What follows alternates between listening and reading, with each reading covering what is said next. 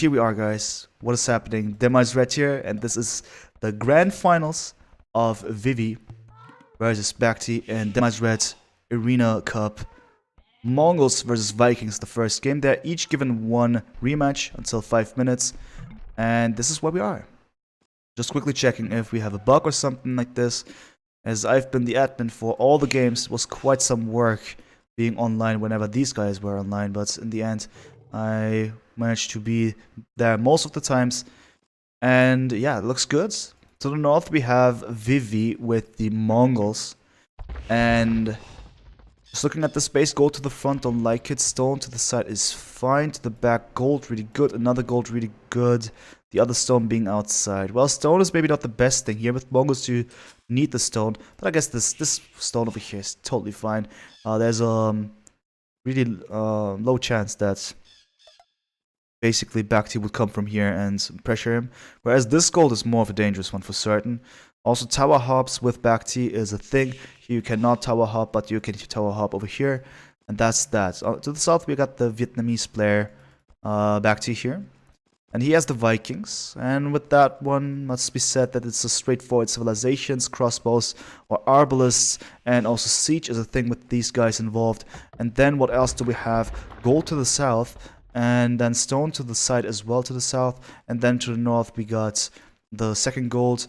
And also stone, random stone, that doesn't count. First stone over here. So evaluating is also fairly good base. I even like it a bit more, I guess. Though it seems quite similar, doesn't it? Maybe the stone is the key difference here, but not that it's gonna matter too much. So guys, if you're new to this map and you wonder why it looks so weird, I'm gonna elaborate on this one very soon. But first of all, one gold being stolen by Vivi's aggressive scouting here. And the engagement is extremely decisive. And I guess BacT will lose it. There we go, 3 HP. This is extremely meaningful. First of all, BacT just lost his goat. Sad for him. And what's most important, of course, map vision is completely gone for BacT. We saw something like this happening in the semifinals. And there we've seen when Vivi actually got all the relics with the 3 HP scouts, low investments, heavy rewards, really strong stuff, man. Yeah. Yes, why no co-caster? Well, no one was up for it. No one was up for it. I would have loved to have, but unfortunately the co-casters that I scheduled with jumped out for several personal reasons in the beginning of the week, so there's nothing I can do about it, right? And St4rk? I didn't know you were here, man.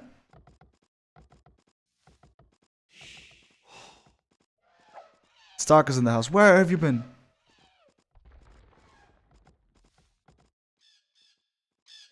Where have you been?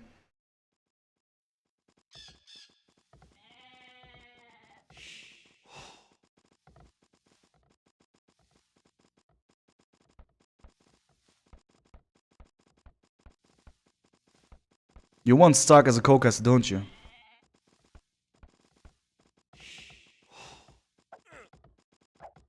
St4rk, if you're up for that, you can join me, but we never talked about this, man. It never came up that you are here on Sunday, I know. Most voted for Peter.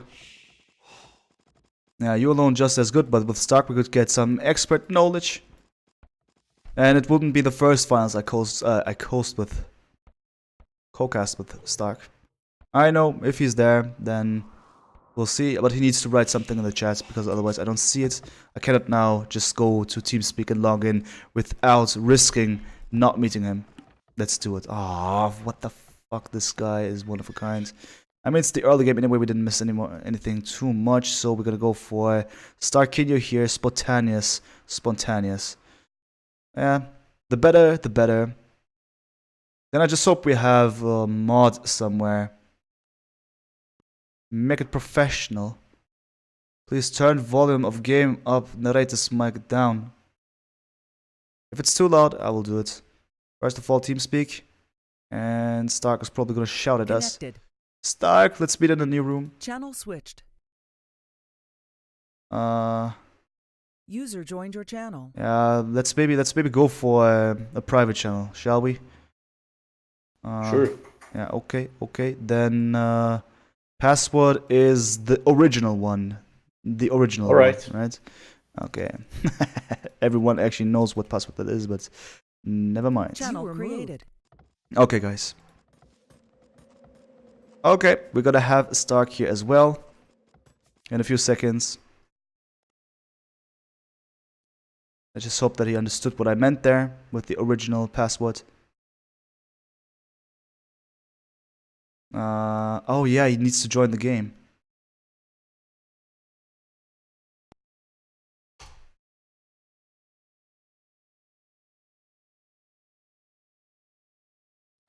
Oh my god, I'm so stupid. I'm so stupid. User joined your channel. I'm so stupid, man.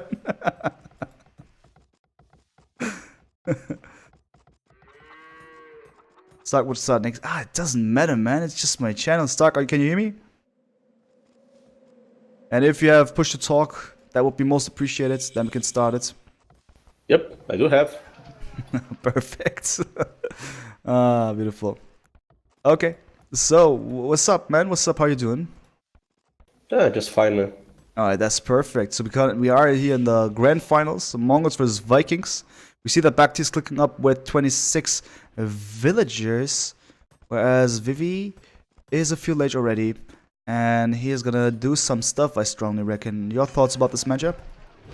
Well, there are two interesting things that I want to mention about this matchup. First off, Vivi is very confident in his Mongol play.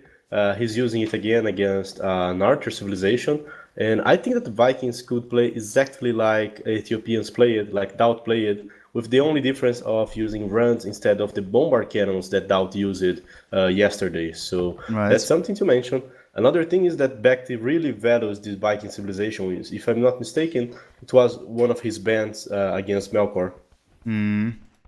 Yeah, it makes sense. It makes sense. You're right. I remember this one as well. So this could be quite impactful. Right. Let's also see how this game is going to develop. BacT is also placing blacksmith, archer range, so this is going to be classical Vikings approach, I strongly assume. And then on the other side, we got Vivi clicking up just now. So with Mongols, well, you have chances. It's not a bad civ at all. It can be strong. Late game, I see it's quite limited concerning their options that they have, but they're still strong. Going for Mangadai, for instance, is strong. Going for Siege is strong. But we'll see how exactly he's going to decide against the Vikings, or if he's even in a situation where he has to decide, because he has clicked up earlier. And looking at his economy here for Vivi, nothing too special, just as a villager there on the stone. Probably he's just going to drop a TC over there to the stone. And that's about it. No real sign that he's going to go aggressive, also without Loom. But one interesting thing is that the same thing happened from yesterday. He has a 2 HP scout. Yeah, so exactly. If BacT just booms, he just gave Vivi 5 relics. But this time, he's not playing against DAUT. BacT has some attitude, and he's going for the archers. So if Vivi don't expect him, this might be a problem for him. Another difference from yesterday is that yesterday, Vivi actually didn't went for the mining camp. He just did a straight boom, even selling resources, didn't collect gold. So he could be surprised by crossbowmen, and this time he's not being surprised by the crossbowmen. He has a town center on his front gold, he's getting the gold. I'm not sure if he's making this because of the map or because he thinks that the BacT is not just direct boomers such as DAUT. But anyway, I like what he's doing as the Mongols. He's surely going ahead on the booming by what he's doing, and BacT will have the responsibility of trying to take away this advantage. Exactly, and he's trying to do something here right now. As you mentioned it, he has some attitudes. He lost the scout maybe, but now going outside with some soon-to-be crossbowmen, currently without any blacksmith upgrades. But he has built the blacksmith in order to click up, so we'll see once he's gonna go for that very tech he needs in order to be more aggressive, if he really wants that. But for now he favors crossbowmen and wants to be as annoying as possible to prevent Vivi's procedure of booming and eventually even getting his hands on relics, because he has placed the monastery. He's creating the monk. The first monk is going out. To the left-hand side he's moving, whereas the army of BacT is on the right-hand side. So that was actually well done, or good luck for Vivi, that he actually went to the left-hand side. Probably gonna get the first relic here, whereas BacT just gonna camp on the right hand side. And also back at home, currently just building the second TC and another, a monastery as well for him. Okay. Well, that's nice. BacT is actually going for the relics and he's going for the 3 TCs as well. So he's just going to boom while trying to take the relics. Of course, Vivi might be ahead considering his uptime, but maybe that's what he is planning to do. That's why he went for the crossbowman. So he wants to do something about it. That's right. By going for the crossbowman, he can surely have an impact on Vivi's ideas of making use of the map, but he's already getting the second relic even back home. That's a problem. That's if Vivi gets the relics, there's no point in BacT to make all this investment just to get the other 3. It's pretty balanced, you know. Yeah. So basically, the lack of a scout by BacT is costing him the relic advantage, you know. If he had a scout there, he would realize where to send his first crossbowman. Exactly. He would already know. And Vivi now, knowing that there are some crossbowmen around, is You just cut off there. You said the last thing. What was that? The last sentence? well, he has 3 monks already, man. So he doesn't even need the siege. So he's in a pretty comfortable position. Look at this. Wow. Even if he loses a monk, he's going to convert at least 2 bows. Oh my god, He that didn't was even. excellent fight for him. You see? Wow. Okay, Vivi with some smart moves, and well done. Not so good, but okay, villager down. What is this walling by Vivi here? Does he want to secure the left hand side? I like this those houses. Yeah? Maybe think with me, if BacT wasn't making any move, if BacT was just going for the boom, he would have the map control the same way he had versus Doubt. So he was feeling very comfortable of building like houses there and other buildings. And I like when players do this because if BacT, for instance, tries to castle his gold or something like this, he already has the houses blocked. Yeah, true. We are going to watch a Mangonel fight here from some time. Mangonel fight That's probably sometime. what you see. Yeah, I would say so. I mean, there's already the siege workshop over here producing the Mangonel. Makes sense. The idea with the houses, as you've explained, makes sense a lot. Is a good one. At the same time, BacT has lost a monk over there, currently sitting on 0 relics, whereas Vivi now with a scorpion and also 2 relics back in his base. Engagement with the Mangonel will be successful for BacT, I strongly assume. Or is it? Nice dodges here with the scorpion. Is it going to be effective? No, didn't do anything. Interesting of Vivi to choose the scorpions against this crossbowman. It can work. He has a lot of pierce armor on those units, but with the Mangonel, of course, BacT now with a chance. I think the question now is, what will Vivi do against it exactly? You said Mangonels indeed in the making, so as you said it, Mangonel war. Well, the thing is, Vivi is also going heavy for the stone, so at some point he'll be able to drop a castle. Let's see a castle, for example, between the monastery and the siege workshop, or next to the monastery and the TC. A castle to protect his main gold, his relics, and the front of his base. That's probably what he's going to do. I'm not sure if Vivi will go for the 4 TC boom. We could check his back if he's going to do so. BacT is getting close in the villager number because now Vivi had to stop to upgrade the wheelbarrow. Yeah, he's going for the 4 TC. He wants the Mongol full power. He's not going for an Arbalest and Siege kind of thing. That's very interesting. He's going to play exactly like he played yesterday. He wants to use Mongol full potential. He wants to have Siege. He wants to maybe switch into skirmishers later, like he did versus Doubt. He already tested that versus an Archer civilization, so he will now have a lot more information of what will work better. Maybe he just goes for Onager, maybe he just drop off the idea of Mangonels and try to go for the skirmishers straight up. So yeah, he can take a much better choice. Yeah, and a much better fight for BacT at this point. Has been able to take down the Scorpion and the Mangonel. That's a good trade for the Vietnamese pair. That was actually well done. The second Mangonel as well, right? There's a Mangonel that on the left side. Yeah, exactly. They just traded Mangonels, by the way. Trading Mangonels is always good if you are in the advantage. For example, if you have 3 and your enemy is 1, trade a Mangonel and you are still on the aggressive stance. So this is a good fight. This outpost by BacT is also very nice. He can predict when the Mangonels are coming, and oh my god, he's doing an awesome job there. Yeah. Okay, maybe the Mangonel went too close. He should be careful, but it's fine. He went to the safe distance. But now Knights are joining the mix by Vivi. Good choice here, just to snipe the mangonels, and the first mangonel is going down, but still a lot of damage to equalize if he wants to go for more mangonels. The second one is down as well, but it traded equally here. All in all, BacT still with the advantage. BacT also going for Loom now. Quite bold of him to move forward with just one villager without Loom, but it is how it is. Repaired the mangonels. The mangonels are pressuring the TC as well as the house is crumbling now. And there comes the answer, there comes the knights from Vivi.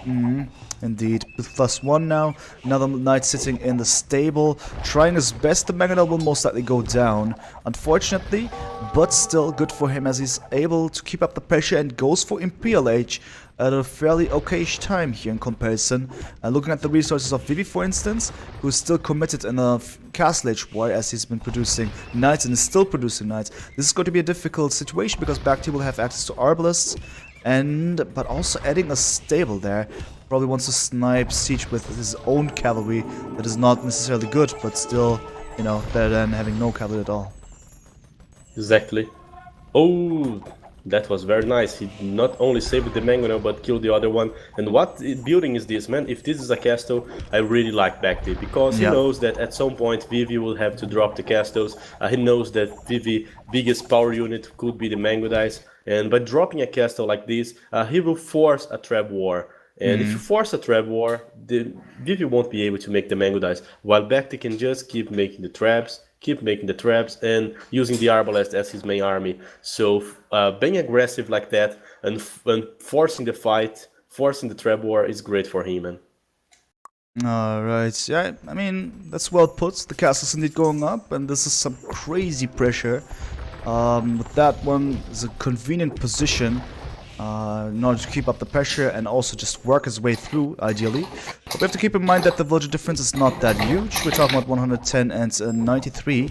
And with that one, of course, that is going to be nice to see if BacT is able to withstand and just keep up. Alright, good stuff. I really like what BacT is doing. Vivi is waiting to place his castles. He is very unsure. I feel like he was about to drop the castle, but then he sees, oh my god, BacT has a castle on my face. I have to do something. And once again, he's doing that move of the castle on the flank, which is countered by BacT by doing another one.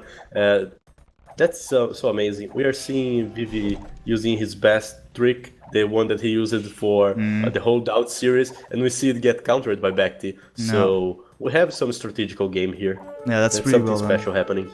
Exactly. I would fully agree with that one. The reason for that is he could have actually gone through, but the house and then the counter castle decently positioned, and now even Vivi's gonna fail with that one if it continues like that. Just quickly checking out his resources once again, and he's not close to clicking up just yet, but will be doing so in the next minute.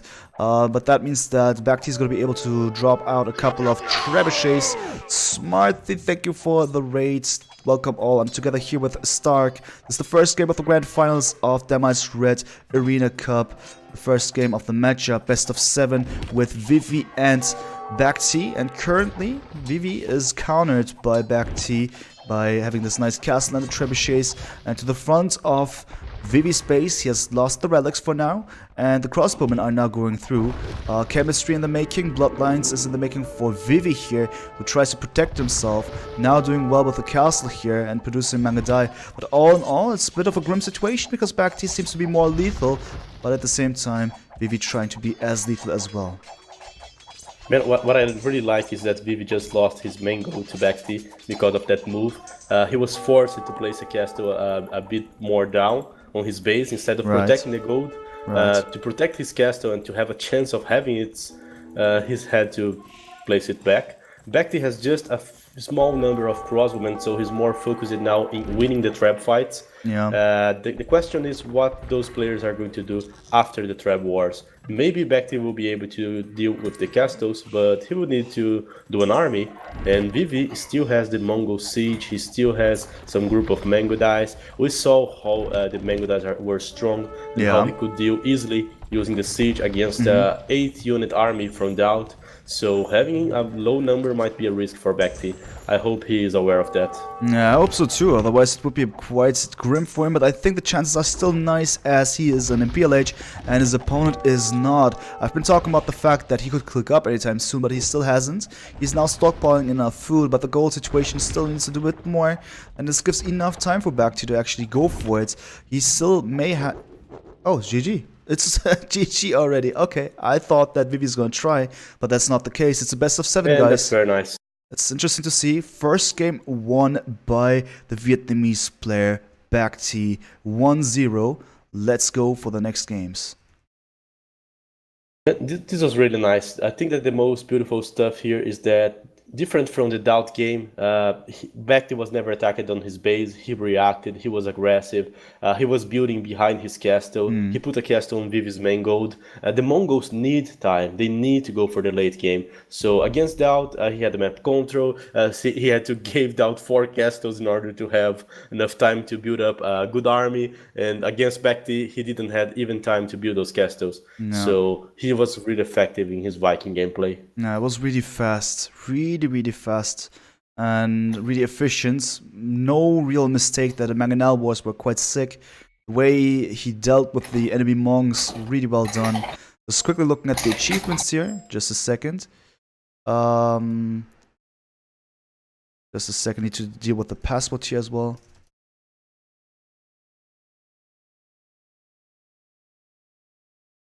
Okay.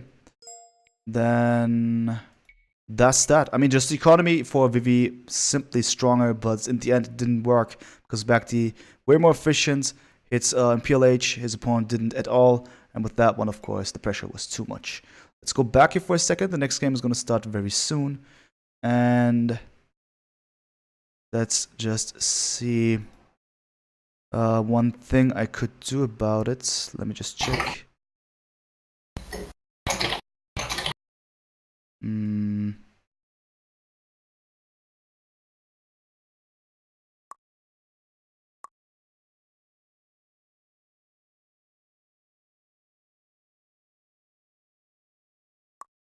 Okay, next game, as I said, will start in a few seconds.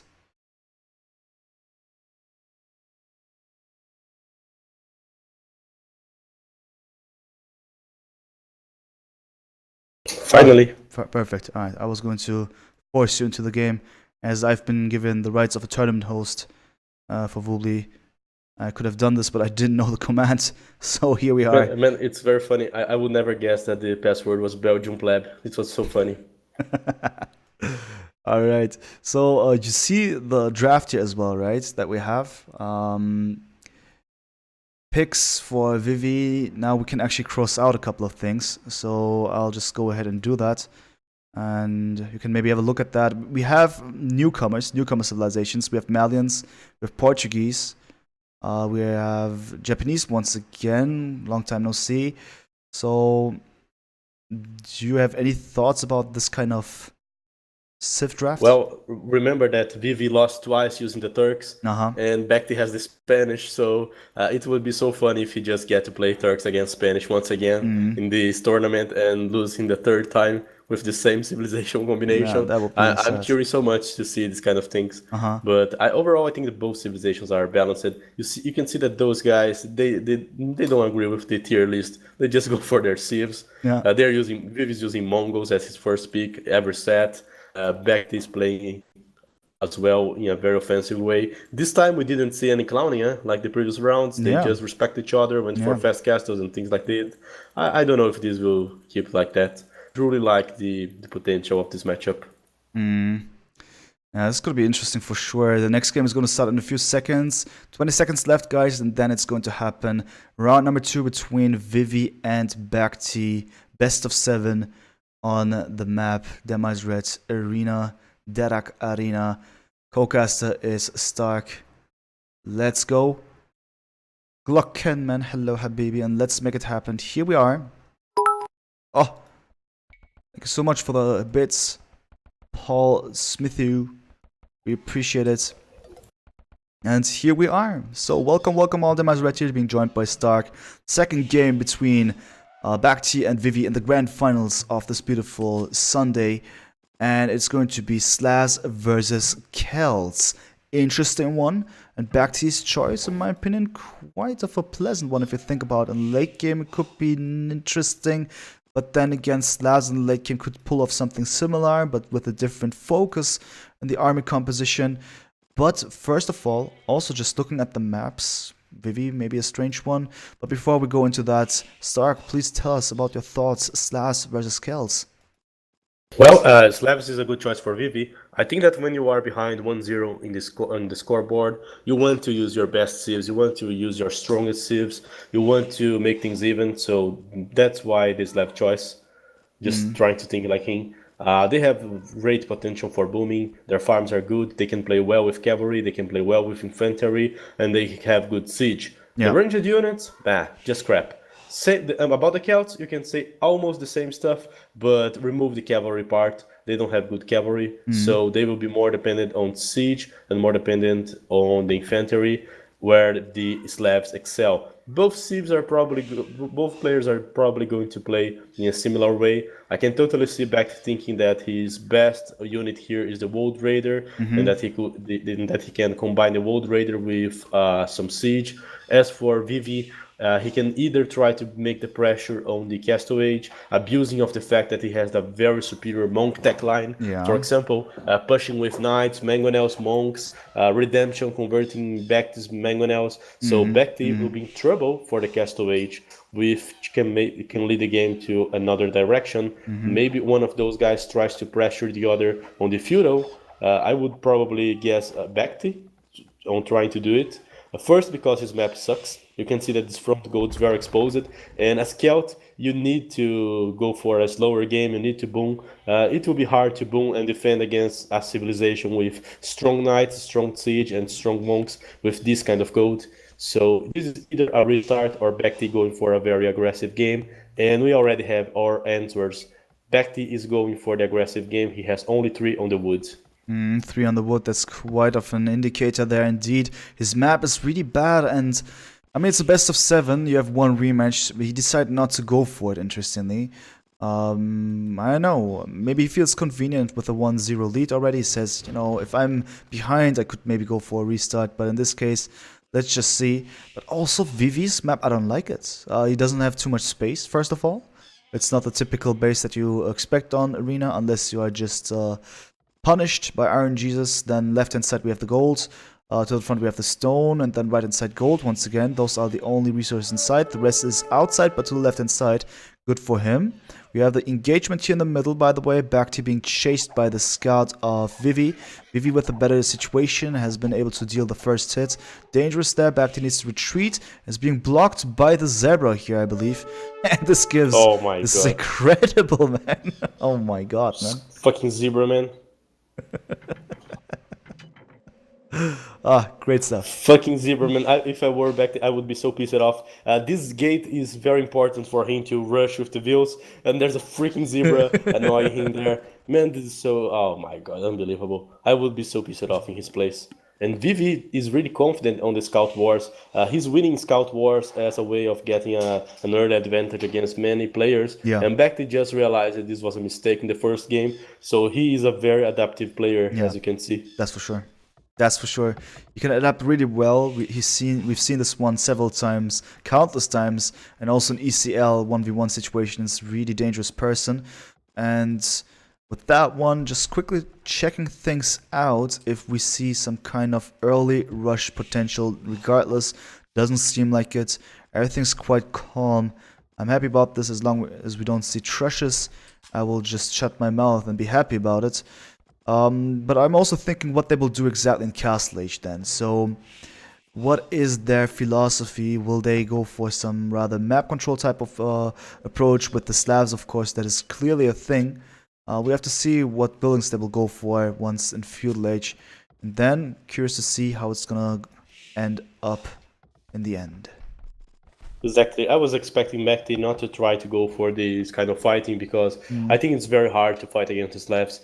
They have all the weapons available for Castle Age and superior economy. So if he tries to play in the same way as the Slavs, at some point he won't have a Redemption Monk, and at some point, eventually Vivi will have a better eco. So I'm really interested in see what his plan actually is, especially with this map. About the maps, there's just a small thing that I would like to mention. Both extra goats are on the left side and very close to Vivi's. I could totally see he dropping a castle on that stone on the left and sacrificing the 2 extra goats for himself. So map really favors him. Yeah, that's true indeed. There are a lot of potential strats to go for, decisions to make. Vivi is clicking up first here, 24 villagers that he has. Okay, interesting one. BacT with 25. 2 villagers on gold for Vivi. BacT is on gold as well, but straggling it. Seems that he wants to drop a TC there, maybe. Maybe that's the big idea. Could be happening. And with the Celts, of course. I'm thinking that he's going for the same kind of boom that Vivi did on the matchup against DOUT. He just picked 30 gold, so he will have enough gold to trade on the market, sell only 100 wood, and then go up, drop 3 TCs quickly without even needing to drop a mining camp. That's probably his plan. Yeah, that's probably the plan. He has lost the scouts, by the way, so now Vivi once again with 3 HP. He just loves the situation, man. Unbelievable, man. He set the trap and BacT fall for it. Oh, okay, Vivi's distracted. I can go there and give some hits on his scouts, and Vivi was just waiting for it. So annoying. BacT even responded in the text chats. That's also beautiful. Blacksmith and market for BacT. So indeed, you're right. Just make use of the gold on the market. Buy yourself some stone and go for the pure boom against the Slavs. And Vivi is now going for Feudal Age. Before he goes to Castle Age, he goes for Loom. And he's heavily on gold. I don't know, man. It seems like something really aggressive is going to happen. Well, you don't put 7 players on the gold if you don't want to go for double monastery. Exactly, a smush, right? What I actually see happening here is that Vivi knows that BacT is going for the boom. He knows where his golds are, and he's realizing that, oh my god, this dude is not on gold. If he's not on gold and my scout can see it, it can only mean one thing. He's going for the boom. If he's going for the boom, I'm just going to drop mangonels and convert his if he tries to do something. But Vivi is even more aggressive. He's going for the tower, man. Look at that. Oh, that's even tower. Okay. Yeah, don't tell me it's going to be God Tower once again. I mean, in this case, is there a reason for that? I don't think so. But considering how Vivi likes to play and how effective guard towers are, how you cannot defend against it, he's probably doing the same thing that he did against DOUT in 2 games of the series. He's just going to deny the gold with guard towers. That's for sure, you just read it correctly. He's now sending villagers to the wood. He will just block them with guard towers. My god, this is so annoying. No, this is extremely I don't annoying. see a solution for that. Yeah, it's was even... has access to stone, but he would have to go to stone, get a perfect position, drop a caster to get one of his goats. It's a very uncomfortable situation. Yeah, it's indeed really toxic here at this point, because he will batter down those stone walls, and then if he gets the university once in Castle Age, we've seen it yesterday against DOUT, it was really successful. And with that one, of course, yeah, it can be extremely dangerous. As you said it, the commitment to go on the stone is quite taxing for the economy. And also Siege Workshop, though. Okay, instead of a university, we see the SW first. No sign of a university. For now, just towers, monks, and siege. Interesting. Okay, it's not directly the God Tower approach that he did yesterday. And BacT trying to prepare himself and protect himself with the Siege Workshop on his own. And also moving out to the left-hand side with the TC, in my opinion, a smart choice. But certainly not his initial idea. The Siege Workshop was not planned, but in this case necessary. Yeah, I agree. Maybe he even planned to have some mangonel fight. Celts are good on that.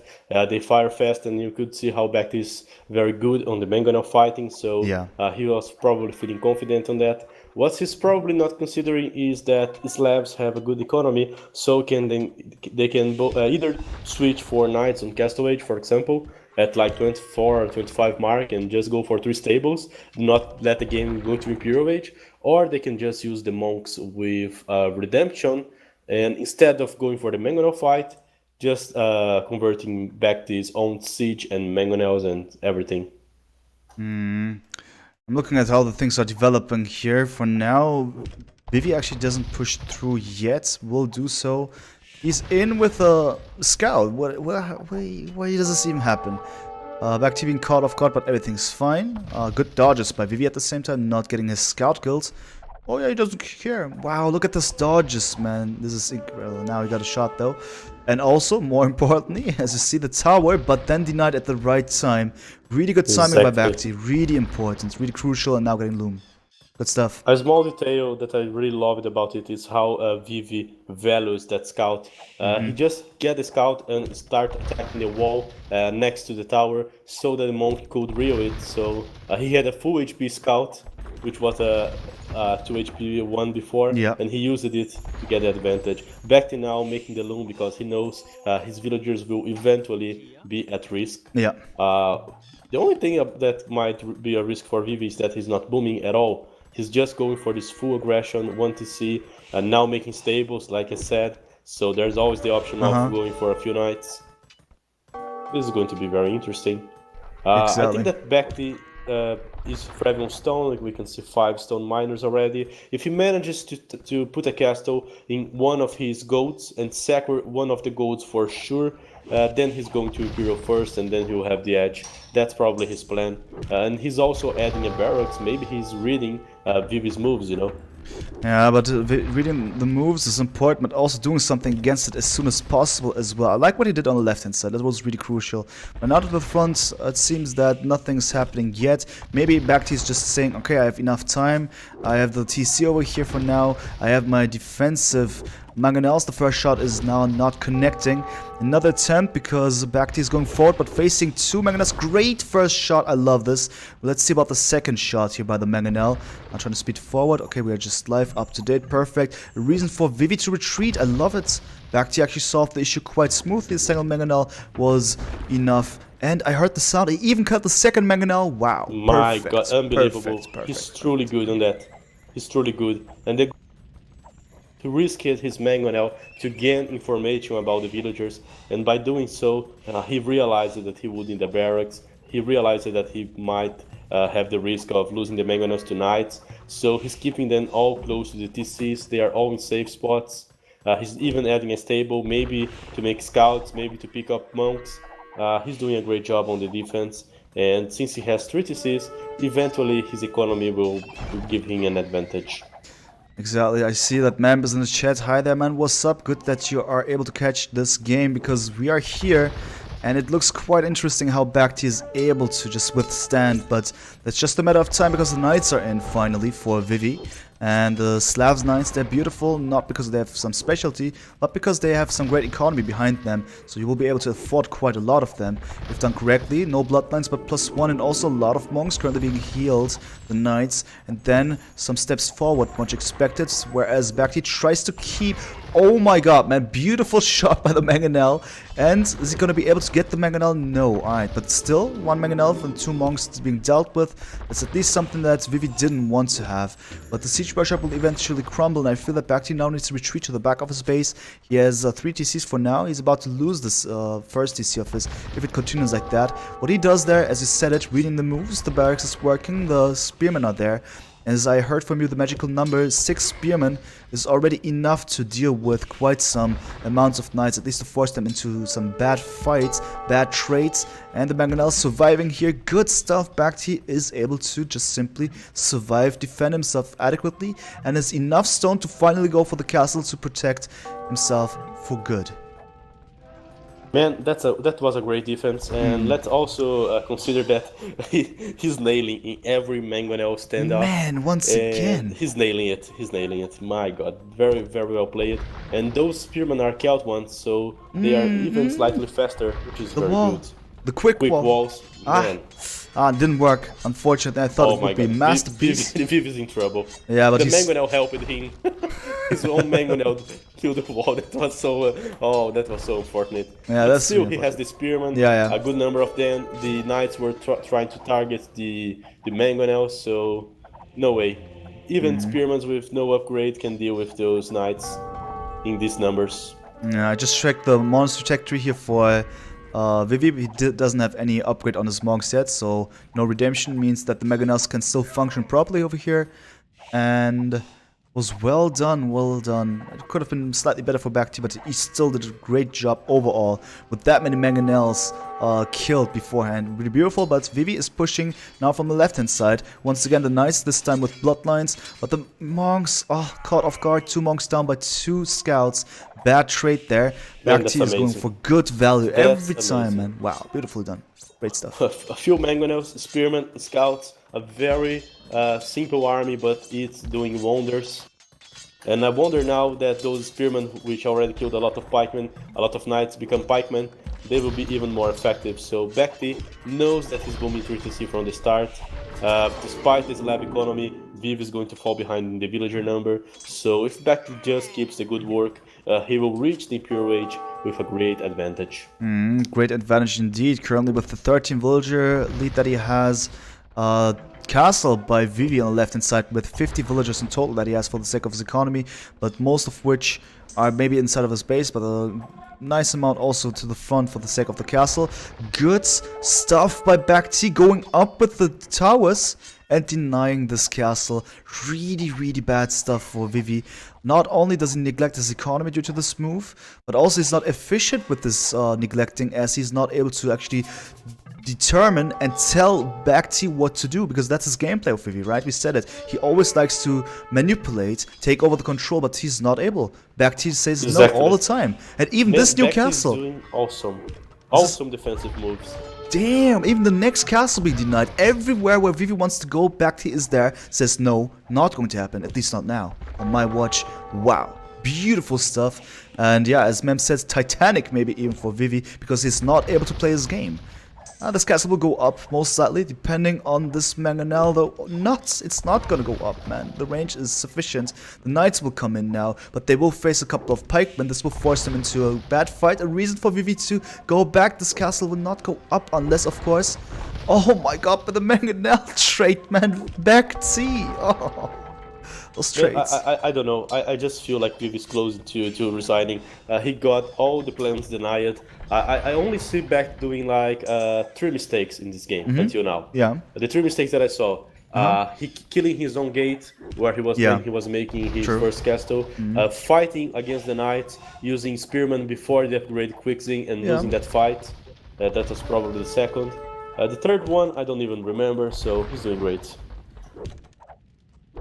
Yeah, he deleted the castle. Memp was asking, he deleted. It would have been too much of a GG situation. He just he still has all the stone on his bank. Vivi is the only one to see. BacT, Mangonels, Pikemen, towers, castles, everything. Full stronghold set up here to hold. And awesome quick walls by BacT, by the way. It's just so beautifully done. The way he just protected himself. The third mistake. He had 2 Mangonels. He fails to back up the Mangonels or to add the Spearman early, and he lost his 2 Mangonels to the 3 Knights from Vivi. Exactly. That was the third mistake. Yeah, and those are little mistakes, and in comparison to what Vivi did, wow, so much idle time, so many bad fights in total. The Mangonel trades were so bad. All in all, it's just so perfect how BacT keeps a cool mind. Now getting the TC here to the front where his crucial gold is. And Vivi now got redemption, also gets sanctity. He wants to deal with the Mangonels differently now. He knows that fighting against the Mangonels with his own Mangonels not going to work as efficiently. Therefore, now the situation like that, the middle of the map is also a strange one, because the map control now fading away for Vivi, but he needs that because he's so far back. 57 villagers versus 91, just quickly checking. 2 TCs for now, and the third one being added finally, but there's a long way to go for Vivi to equalize the situation economically. Man, Vivi now is in such a bad spot. He would need to buy so much time in order for him to get Imperial Age, in order to go for champions or anything. He's so behind BacT in villager number. He's not pressuring anymore. BacT is feeling very comfortable with his economy, with his base. I don't see his gold getting denied. Already 8 full set of gold, and with this economy difference, even he'll market his way up. I'm just thinking, at this point, redemption is now finally working. Mangonel has been converted here. Awkward. It's going down. And this is where we are. So, as you said, the situation looks really grim for him. At least the relics are now being gathered once again. Castle now in the middle of the map for Vivi, really important, but counter castle by BacT also going up. Nice quick walls here, just denying the entrance for the knights. The monks will be able to convert a villager or two, but this will not eventually deny the entire castle. What is happening over here? A hole with a single wall trader being denied in the last minute. This hole needs to be patched actually, but we'll see about it. So things are going crazy here. Vivi desperately tries to step up his power in the middle of the map because he desperately needs that time, otherwise he's going to crumble once BacT goes for it, and this is going to happen in a few minutes once hits a PLH, gets the required text and then strikes back. Vivi is in absolute danger, but of course aware of these things he tries to protect himself, but 7 military versus 15, 73 versus 106 villagers, not ideal at all. 3 relics for Vivi though. But just temporary. Man, that's so terrible because, okay, Vivi built a castle, he's trying to boom back, maybe his plan is, okay, I will make a castle there, I can maybe start denying the gold, I can maybe trap, I can maybe do something, but BacT was so on top of him that he was able now to go in faster. He has 2 castles, so I don't see how BacT can lose this trap war, you know.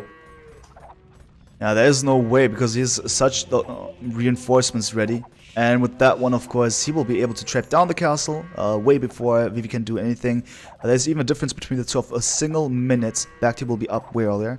And also with a stronger economy. Slav's economy not to be neglected, not at all, super strong, but just 78 versus 112, that's quite a number difference there.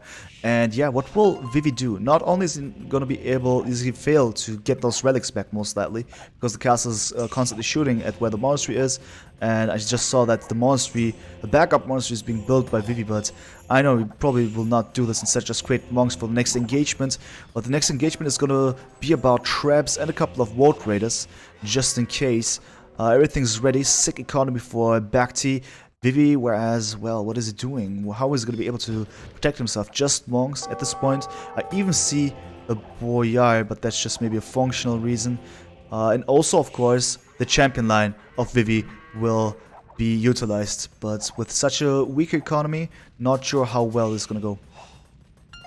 Well, the thing is, he knows that he needs to buy his AWAP into starting a champion war. At some point, he's getting the backstone. Even if he loses the initial castle, he can go for a back castle, he can buy a bit more time, he can try to go for Druzina champions, and that's his best army composition.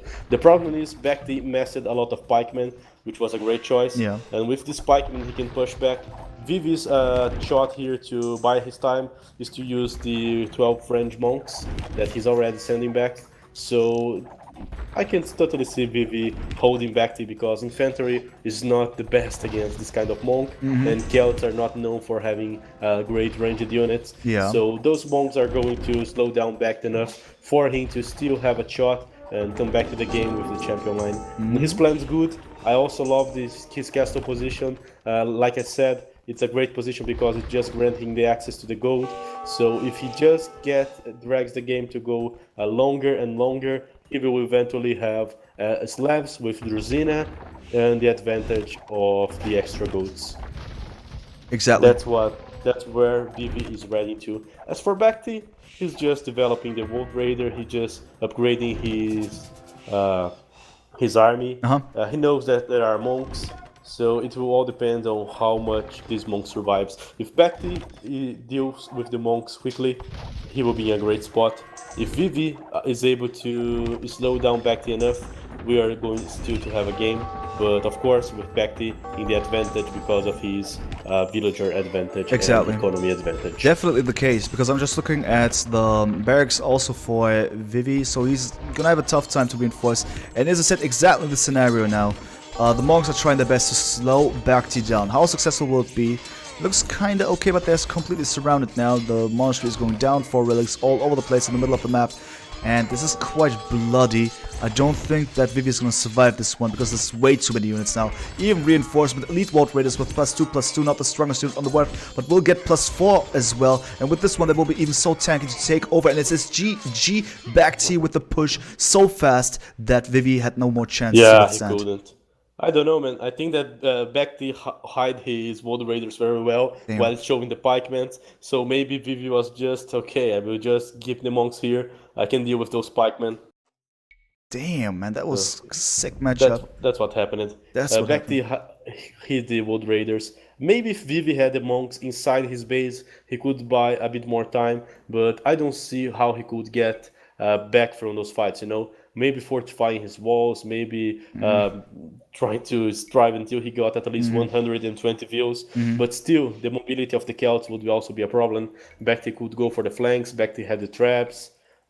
He was not in a great position regarding the economy. Yeah, mobility, even though on the beautiful map of Arena, is still a thing that you can utilize. And if you surround your opponent fast enough, and that is to be accomplished by the Kells, the Slavs will then be just too cornered, and then they will not be able to spread out their economy and then make it. I'm just looking at the achievements here. KD way better, not way better, but still really good for BacT. Yeah, he lost a lot of units to conversion, as we see from the discrepancies of the KD. Then also, yeah, BacT took down a lot of buildings in the middle. That was really well done with this trebbing. And just all in all, way more straightforward. Vivi had, of course, more relic gold, but with that one, he didn't gain too much. So this is where we are. This is where we are, simply. Looking really good. Time for the next game. Let's just go back here and wait for it. Alright.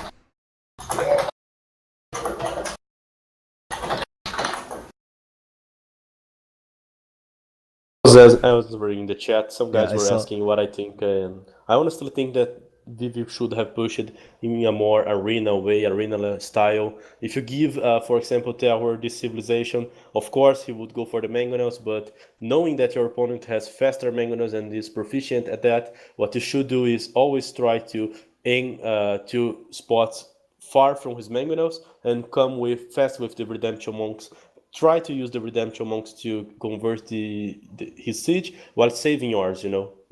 At some point, a Celt cannot just keep making mangonels, taking just one shot and deleting them not to be converted. It wouldn't be cost effective. And if the Celt even thinks about, okay, I'll have to change my plan and go into a light cap here, for example, he would be in trouble because Slav could just add a few spearmen or even a stable and he would be in a bad spot. So I would probably just try to push with 2 monasteries and siege and not go for the knights like Vivi did. He was a lot effective with his knights, but I would like the approach of forcing Mangonel War against Redemption Monks.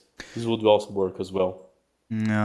Well, maybe they will learn for it next time when it's time for another Arena Cup. I heard some rumors that after this tournament we will have an announcement, but more about this one later. We have some civs left, st4rk. So we got Malay, Byzantines, Japanese, Ethiopians, Turks still for Vivi. We got Spanish, Chinese, Incas, Malins, Portuguese for BacT. I don't know, which civ would you like to see for the next matchup? What could happen, in your opinion? Especially, let's say, Vivi's choice. He's lost 2 games. What is his next winning civ? Yeah, that's terrible. The first game he tried to defend, he failed. The second game he tried to go aggro, he fails. So what is he going to do now? Is he going, for example, for a feudal age approach, maybe saying, okay, I will try to be even more aggressive? Yeah. Or is he going to go for even more booming approach and try to get in Ethiopian 3TC or something like this? I don't know. As BacT, I think that he should get a very solid civ. For example, the Malians that would excel at doing anything. And just try to get a 3-0 advantage. I think, for instance, he chose Portuguese. That's quite a... I cannot imagine BacT choosing Portuguese just randomly, aka I think that he will go full aggressive with that one, even with the 15% gold being saved. But we're going to see in a few seconds what civs are going to be chosen. I think Malins, as I said, for BacT is a rather solid choice. Overall, versatile, strong in castle age. Late game can be really toxic with Farimba. But we will see in a few seconds, because less than 20 seconds, and then we're in the game, guys. Time for the 3rd game. It's a best of 7. Current score is 2-0 for the Vietnamese player BacT against the Chinese player Vivi, and going into the game right now. Alright, guys, so what is happening? DemEyesRed here. I'm being joined by st4rk, and this is the next game. It's going to be Japanese versus Chinese. Alright, so here's where we are. Just quickly checking if we got a couple of bugs going, but we don't. Everything seems okay. The resources should be fine as well. Due to the beautiful coding of Shrazini, everything is fine, I guess. And with that being said, I hand it over to you. Japanese versus Chinese. What is going on here, Stark? Man, that's an awesome matchup, a very classical one. In Arena, I really like how the Japanese can boom, how they can pressure with very fast castles and smushes and pushes. Their feudal age is not to be denied as well. Men at arms and towers very quickly. The ability of having multiple mining camps to get stone, gold, wood, and still make like 20 population aggressions. This is all about it. I think that they are very versatile. They can go for a very strong boom. They can go for a very offensive approach. They have great monks. As for the Chinese, they are a more solid civ.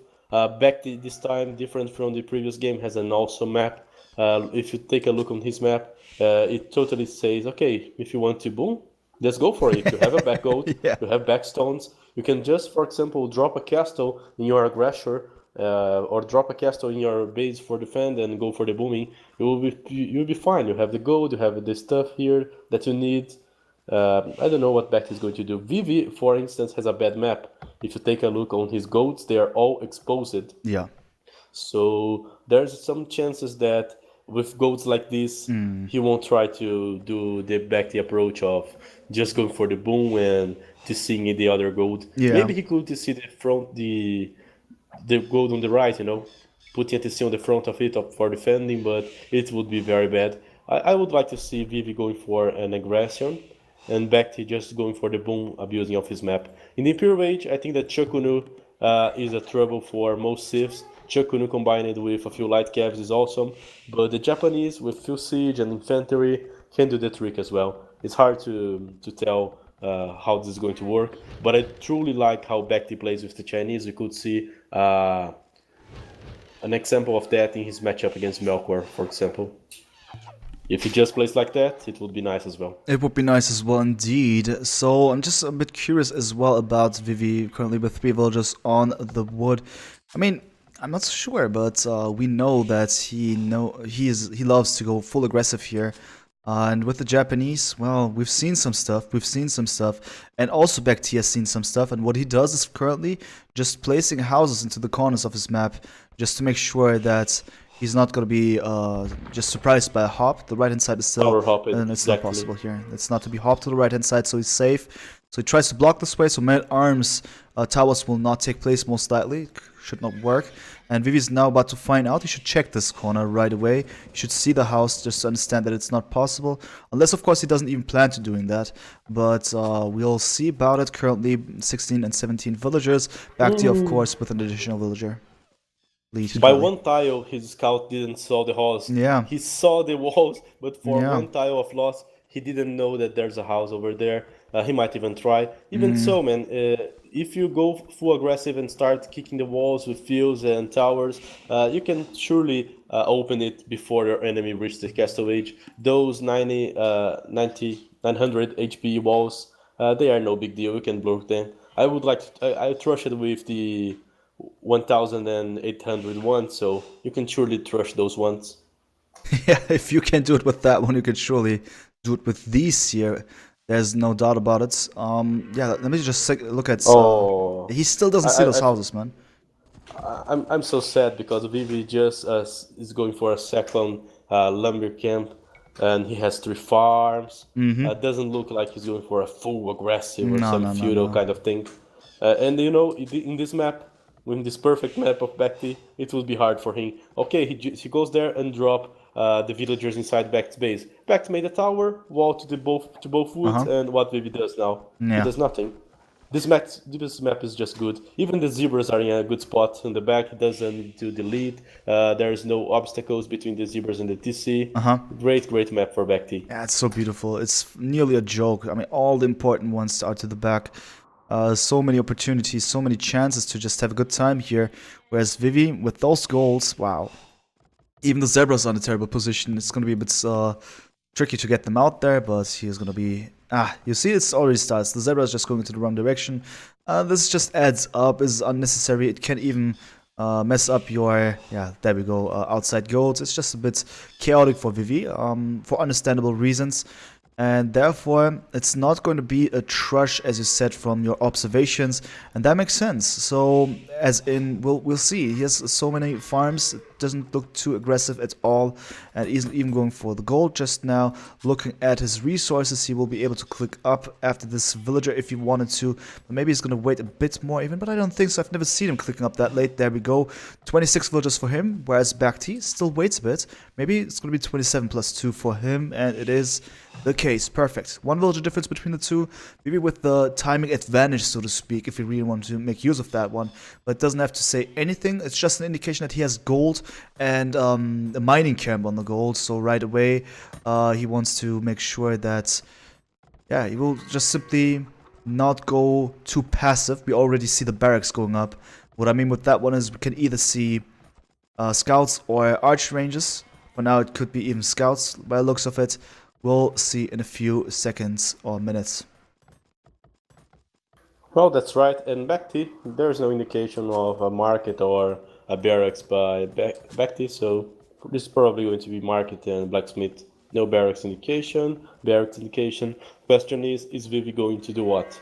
Archers? Is he going to do scouts? What will be his plan? Yeah, what will be the plan? We'll see in a few seconds. Once Vivi is up, we can see what he's gonna do. BacT is a bit behind, as we said, with an additional villager here for given reasons. Though I think the timing of Vivi is quite nice in comparison to BacT with the Chinese. I guess that makes sense. But all in all, now we see the stable indeed with 2 villagers on gold. That's no indication for archers, but for scouts. Seems that he wants to go for the map control. Melkor is happy to see this, I hope. And besides that, blacksmith and market for BacT. Looking good. You can see that BacT map is really walled, but I don't see Vivi hitting his town center with a Manguna on the Castle Age if he just keeps making this kind of walls and buildings in front of his base. It's very nice. He can just place a TC on his gold. He has stone at the back to get an upper castle.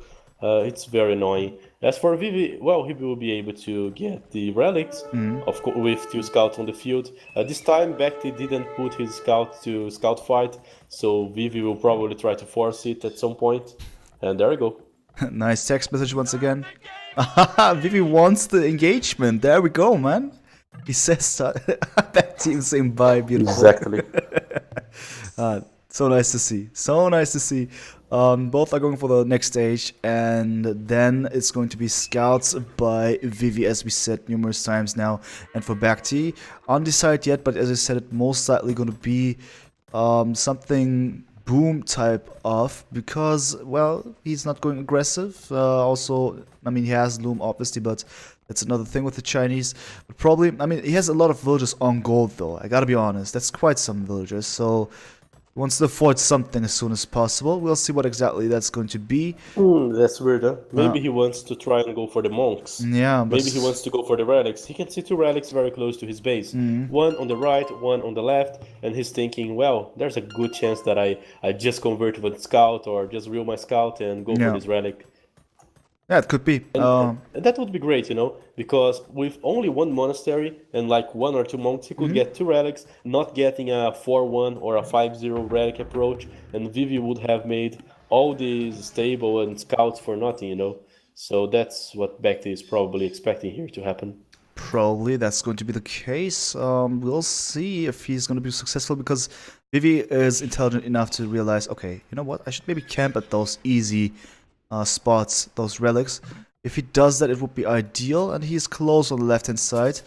We see the monastery indeed going up for BacT. We see a monastery for Vivi. We see also TC on the left hand side for Vivi. Interesting approach. This time definitely going for a boom in the background. Another engagement. No, it's just 1 scout battering down the gate. Will take some time until that happens successfully. On the right hand side, the scout of BacT is being chased. It seems better for the Chinese player Vivi here, and that is something to keep in mind. It's going to be more difficult. BacT maybe underestimate the situation, despite those relics being so close, but we never know. So far, BacT has been really successful. Maybe he was going to keep the cool head and then be even, yeah, just successful getting the relics. We'll see about it. So far, so good. That's for certain. I like the development all in all. And both players are adding the TCs. Just look at it. It is exactly how you said it with the gold and the wood line for BacT and also the stone for BacT that he makes use of currently. We have 36 villages to 37, 42 military. KD is 0 still. I hear the first relic sound. That's the one for Vivi. And it doesn't seem to be too promising for BacT to get out and have good chances. But the first monk is going out. He should wait for a second monk. And this one should stay behind the walls and be ready to convert if needed. We'll see.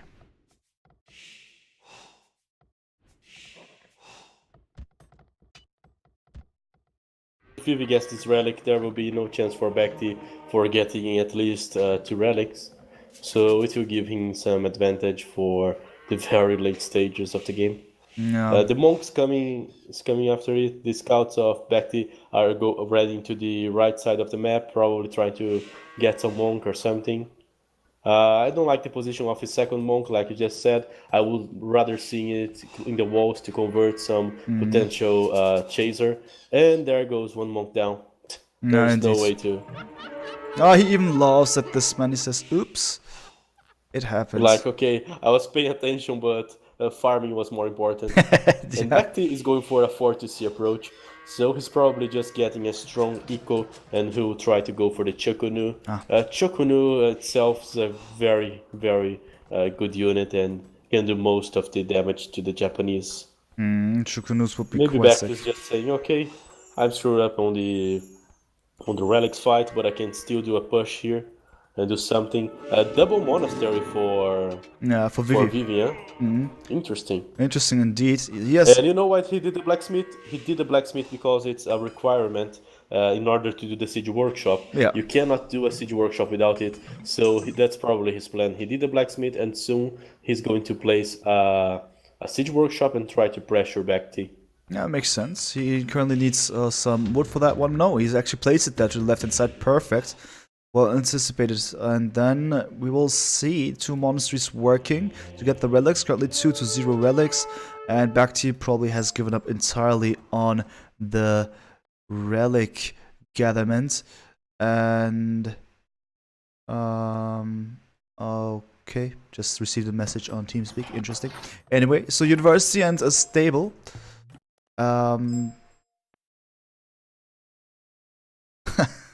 I have no idea, man. Weird stuff. Anyway, so university stable going up. That's gonna be nice for BacT. I reckon it's something that I haven't expected, to be honest. The stable especially.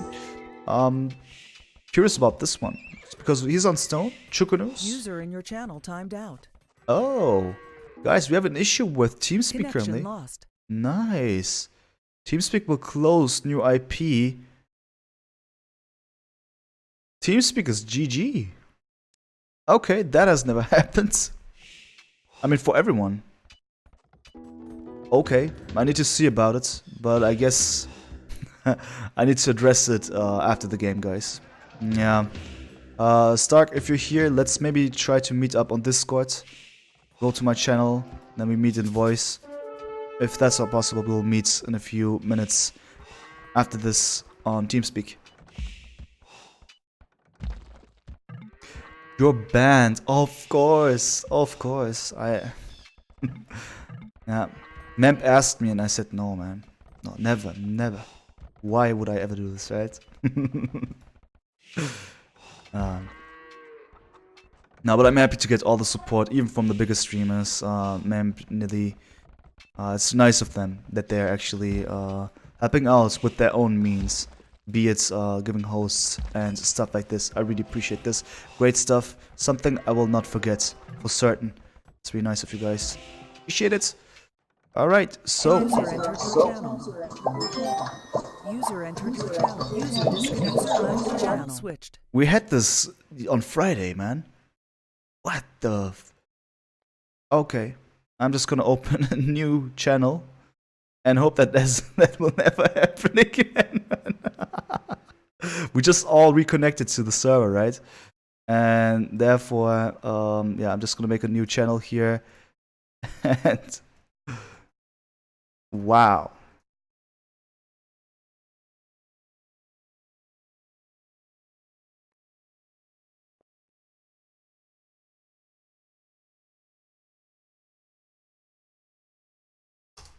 Okay, it's not working. Then no need in trying, otherwise it'll just drag the game. I cannot open a new channel. I have no idea how to do it. It's witchcraft. All of a sudden, all the people reconnected again, and we were all on the same channel, but Stark. And I'm not able to create a new channel. I guess something is broken with the IP. Connection lost.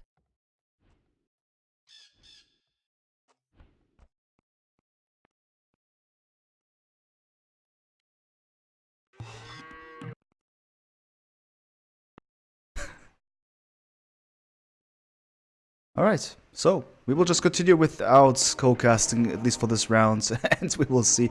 I will turn off TeamSpeak though, right? I did it now, so I will reconnect next time, but this is really GG. Strange stuff. So what is more important now, guys, is that we will try to forget this. And Imperial H incoming for BacT. I'm doing well, right? And then Vivi for the Imperial H as well. A lot of castles for the sake of the protection. And yeah, Stark, if you're there, let me know. Then we'll go for it. But you need to write me actively in the chat. Otherwise, I will not see it. Alright. So this is going to be interesting. What do we have? What is presented to us? The champion line for BacT. He tries to approach the situation with some infantry. That's interesting because there's the castles, there's the Chukunus. So is this going to be champion line and Chukunus? Am I positive about this? This is quite some aggressive push that you wouldn't expect to see. Reminds me of the Aztecs champions and Arbalest type of approach, you know, which is super strong. Especially, I know, against Goths this can work really well. But in this case, against Japanese, does it make sense? Infantry is there, is given, I mean, potential for Japanese. That would be ruled out. Chukunus against Elite Scrum is problematic, but we have the champion line. Interesting. To say the least, really interesting. Really, really interesting.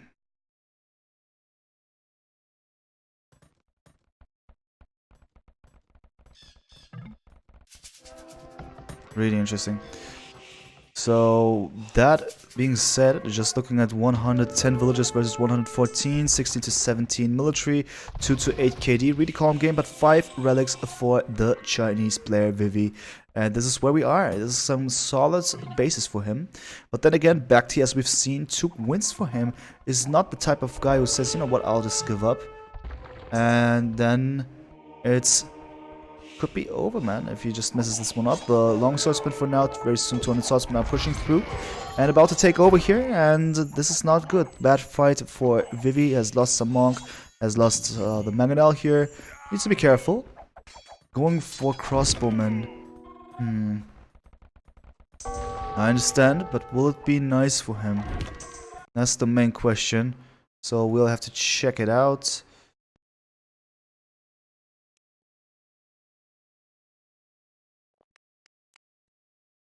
Now, Stark, just join any voice chat. I'll drag you into the streaming channel.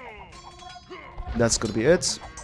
Yeah, just tell me when you are in the channel. Click on any channel, voice channel, and then I'll drag you in. Vivi has been Vivi today, people say. At least he's able to hold on here. That's good.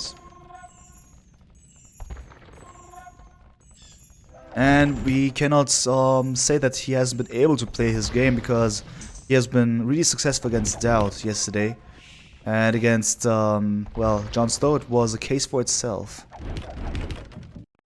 Alright, so Stark is still not on the voice chat. Nothing I can do about it. He needs to join one chat and then I can drag him into the right channel. So far the war is going well on both sides as they are not dying. But I see this castle is going to go down very soon. That is unfortunate. The samurai are a nice chance to actually go through if they take on the fight against the 200 swordsmen. Chukunus attacking from the back, though once masked up will be a bit too tough. We'll check it out. Needs to be careful, Vivi, otherwise it could be very one-sided, this matchup, which is something I don't want to see. There we go, Stark is finally there. Hello, can you hear me? Hello, hello. Yeah? Unfortunately, I can't. Oh, yeah. What the fuck's happening? Yeah, what the I will never predict this two-handed swordsman champion approach for BacT, you know? Yeah, incredible. But what he was thinking when he tried to do it. The best thing that the Japanese can do is the samurai. Yeah. So if he forces a trap war and go for the champion line, at some point he wins in the number, because the Japanese they're busy doing the samurais or the trebuchets in the castle. So the Japanese can't both win the trap war and have more samurais on the field. So by just going for the champions and go the traps, he's kind of forcing and pushing Vivi back. The problem with this approach is quite simple.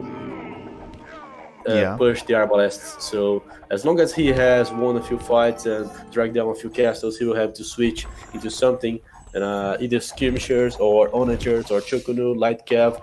He will need a second unit to support whatever he's doing. Yeah, he needs something for sure, because for now Vivi is able to hold on. He doesn't have the better economy, but interesting thing about that one is that he is currently doing quite okay. He has lost the castle, but still getting some important kills, let's say. But the most important thing is the fact that Vivi is about to lose the castle to the right hand side, because that's the reason why BacT is not pushing to the middle. He will first of all deal with the surrounding castles. Vivi is very good in spreading to the map, so he's on the left side of the map, he's trapping BacT, he's on the right side, granting himself the extra stones, the extra gold, and he has 5 relics. Yep. So BacT might lose this matchup in the long run, because he will lack the gold. He kind of needs to push quickly, he needs to do something, or else he won't have the gold to fight Vivi in the long run. Yeah. And Vivi knows it. Vivi has a good military count. He has a good map control. I don't like the situation for BacT here. Yeah, it's tough. I mean, you're right. BacT needs to go to the right-hand side as soon as possible, get the extra resources. Otherwise, he's going to be just cornered. He makes use of the beautiful base of his, right? You said spreading out and going for economy. Definitely possible, but not possible if you're running out of gold. And without the relics, it's going to be even more of a tough one. Vivi is even able to take care and potentially about this castle here to the left-hand side of BacT's base. With his trebuchets trying to take it down. Looking good, because I feel that BacT now bought some stone just in the last second, because he desperately needs to keep this castle up, but he is lacking the resources. Now the push on the right hand side. The champions are coming close and facing the samurais. The samurais are doing their best to withstand, but the trap is down. The numbers are bad because the arbals are caught off guard. They are not on the right position, and this is nice for the skirmishes of BacT. Some good strategic maneuvers here. I like it. And with that one, he can buy himself enough time to get some extra resources on the map, at least ideally speaking. The engagement for Vivi now getting worse. The castle is not down on the left hand side, and the fight on the right hand side is a bit of a tight one. You need to do it properly. The amount of skirmishes must not be underestimated. More samurais are needed. We got 2 versus 4 castles. BacT is leading and still hasn't lost his 1 castle on the left hand side. Looking good for both people. I would say that BacT currently does important moves to actually solve the issue, because if we see if you see his gold here on the right hand side of his base, that many is so super oversaturated. He is actually not able to mine it efficiently anymore. He needs some more resources somewhere else on this map. But before anything like this happens, it is Vivi once again going for the trap snipe with the samurais. That looks good. And with that one, I would even say that the castle on the left hand side will eventually go down. BacT is constantly trying to do something about by buying stone if needed, but he's gonna run out in a few seconds, and this is where we are. A few more shots and the castle is down, unless BacT is gonna buy something. He bought something, he's still trying to keep it up, and with that one he's able to withstand. Still going on, it just doesn't stop here. Both players are trying hard.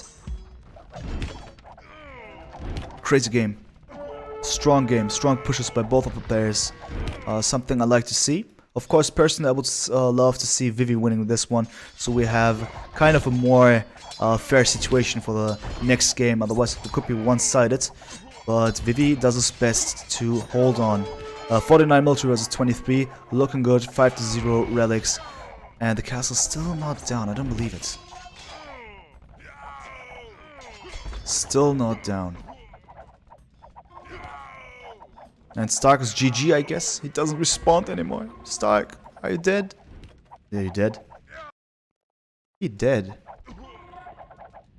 Hi, I don't have any, I cannot do 720p. I'm not partnered yet.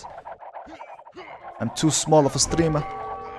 But St4rk seems to be GG. He doesn't respond anymore. Not even in the chat anymore.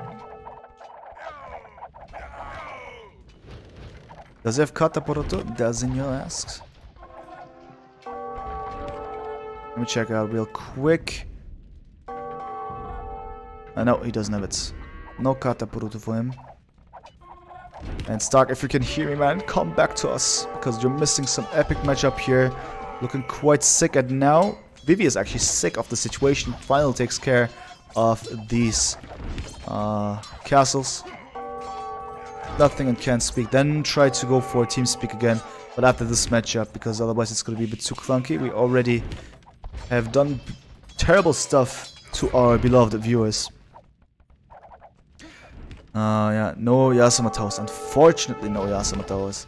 But Vivi is not giving up here. It doesn't look too good for him, I gotta be honest, because this castle is unbeatable. This is the most invincible castle I've seen in this tournament so far. I don't even think that DERAC could wreck this castle. We can go that far and say this. Now some approach by BacT to take down this trap is successful. There are a lot of champions.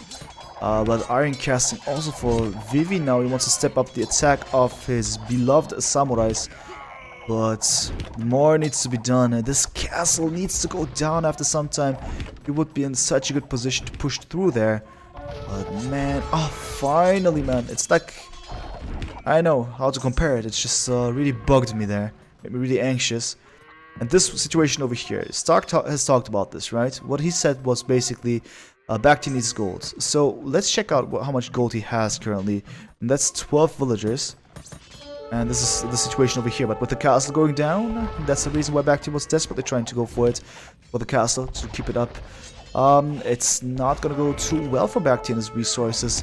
But Vivi is forced to split up his army and to address problems on the left and the right and the middle of the map. It's too tough for him. I think he could lose control. And with that one, it would be GG for the Chinese player. Because all in all, BacT did the right moves and he is more consistent. It just looks so much better for him. Could be the 3-0. I would hate to see this actually. Because I don't like one-sided games. It's the best of 7, so there would be still another game to go for. But please, please, Vivi, make it happen, man. Don't just crumble like this.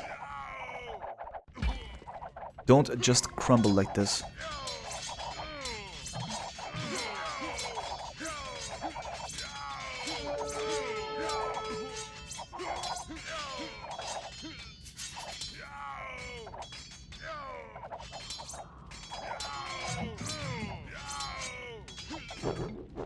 And it's GG. Discord is back. Yeah, but you're not on the voice chat. TeamSpeak or Discord, I don't know. But it's GG, guys. I'm gonna update the score. This is 3-0 for BacT. Quite one-sided so far. But this game was more of a good one. I just hope that Vivi is gonna win it somehow.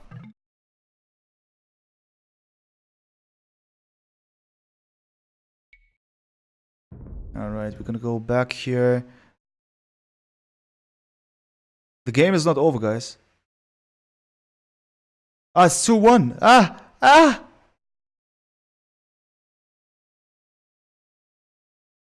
Nothing happened, man. I'm sorry, man. I was confused. I was confused. Chill, guys. Chill.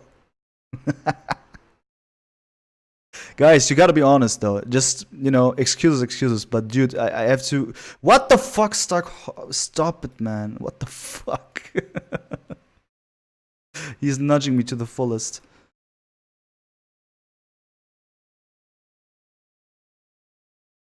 Dude, I'm trying to go for TeamSpeak, man. Chill out. Chill out. Rigging your first turn, not a good look.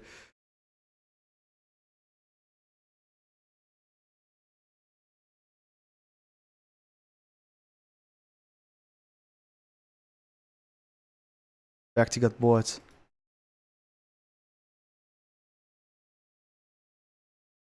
Connected.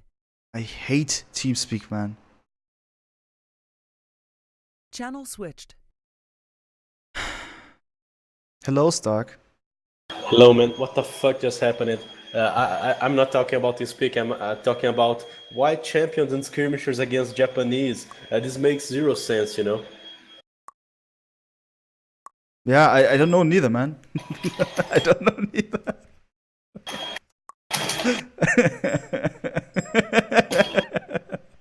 Oh my god, man. Oh my god. Okay, so I'm just gonna cross out a couple of things. Gonna cross out a couple of things, and then we're gonna proceed. We're gonna proceed. Okay, so what did we have? The game was Japanese versus Japanese, Japanese versus Chinese. Dude, you see how confused I am already? Japanese versus Japanese. Well, you were I was. man. Going champions there, I don't know what was BacT's strategy, man, for sure, for real. I have no idea. It didn't work out in the end. It just looked good because there was no more gold left on the left-hand side. I still thought, man, I still thought that Vivi is not gonna make it because it just looked so promising all of a sudden. But then, yeah, in the end, the unit composition was not the most convincing one. And, Yeah, exactly. And as I said, Vivi just had to buy time because he had the relics, he had the extra resources on the right side. He just needed to keep buying time for himself. If he just kept buying time, at some point BacT would gold starve, and that's where Vivi would win, and he actually did it. I didn't yet understand why the champions. I thought maybe because he wanted to engage into the trap war and then use the champions to go there and take on the trebuchets or something. But after some time, I really don't know. I think that Chukunu and Light Cab would be much better as an army or as a unit composition. I think so as well, because Chukunus, way more powerful. And you said also in the beginning, going for castles right away. That's an indication. Going for Chukunus, a great component. And with that one, of course, would be quite nice to see how Vivi would struggle against that one. I don't think that it's completely impossible, but still it would be quite a tough engagement together with Chukunus, but we didn't see him. We just saw the castles, we saw trebuchets, but we also saw a lot of champions, and this is so interesting. And I agree, man, a house must be clean. I can agree, I can fully agree. And I also agree with what Quick just said there about the whereabouts of GPN in general. But this is where we are. Next game is going to start. And looking forward, man. Just looking forward. What are your thoughts about the next matchup? Which Civ would you like to see, especially now for Vivi? Of course, I have told you already. I really love to see the Turk and Spanish matchup once again until Vivi realizes that it doesn't work. Yeah, that would be unfortunate if he just goes for the same mistake again. Yeah, so of course Turks could be a choice to say, alright, I want to win the next game. The other Civs of Byzantines is of course sick, we know this, but then again, would be more of a reactive one. It also depends when BacT is gonna choose the Incas, for instance. That could be a bit crazy, but not too crazy if you look at Vivi's Civs in return. Yeah, I'm just asking myself, if Vivi picks Turks, okay, then BacT would pick Spanish. Maybe BacT would pick Spanish for sure to say, hey, I want to win the next game as well, directly with some strong units. So you're right, the Turks and Spanish could happen. I think the other Civs we're gonna see a bit later. Malians, for instance, could be nice. Portuguese, I'm really looking forward to seeing Portuguese if we get there. Would be sick. One thing that that I have to mention about the Portuguese is, let's just imagine the game that we just saw now. If BacT had the Portuguese, he would have a good market. He would have great cannons. He could use arquebus. He could use feitoria. So he wouldn't be running against time. Of course, having the relic disadvantage would be something, but he could just make like one feitoria, have plenty of stone to keep repairing his castles, have golden come to keep making the cannons. Portuguese are very good if game goes really late for arena. It's not so cost effective, but in the very late stage, imagine the big difference that a few bombard towers can make into the game, right? Yeah, it would be sick. It would be sick. If everything's gonna go the way you've described, it could be quite epic. What I'm looking forward to, I mean, hopefully, is seeing other stuff. So far, we've seen quite some different approaches in this entire tournament. We've seen tower hops, we've seen siege tower hops. Even the bronze final was different because we saw some HCA battle or CA battle in the beginning. We saw some really intense scout war, maybe the most intense one so far in this tournament. So maybe we are offered something else with more civilizations being involved in this pool. Looking forward because the game is gonna start just now. So let's make it happen, guys. Gonna tune in right away and gonna announce it because, guys, welcome, DemEyesRed here. I'm being joined by St4rk in the grand final of my tournament, DemEyesRed Arena Cup. The score's 2-1 and not 3-0, and we have Vivi on the right hand side with the melee, at BacT on the left hand side with the Incas. So BacT with Incas, certainly something up in his mind to actually function with it, but is Incas the right civilization to deal with the melee? That's one question. And is the melee in the hands of Vivi a great civilization? Another one. But what about you, St4rk? Your thoughts about this upcoming matchup? Well, very interesting one for sure. I always like to see how the Malay perform. They had some problems fighting the Mayans yesterday in Melkor against BacT, but now they have to fight the Incas. I think that the biggest problem for the Malay is a good composition of ranged units, and I also think that the Incas do have it. The Incas have a good arbalest, they have slingers, so they could surely deal with the infantry or with the karambits from the Malay. Maybe what Vivi is going to do is be more focused on using ranged units. So he might be focused at using arbalest, skirmishers, trying to up faster, trying to go for the cannons, trying to use his civilization advancing bonus to engage into a more offensive approach, to go faster arbalest, to wing a trap war or something. I don't know. Yeah, a lot of things could happen. For now, the game is paused.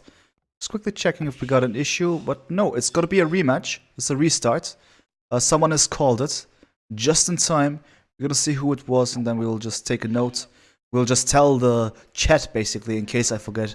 They seem to be a reliable source, because they seem to see better things than me, as I just GG'd myself on the previous game. What we're gonna see, but I've just received the information.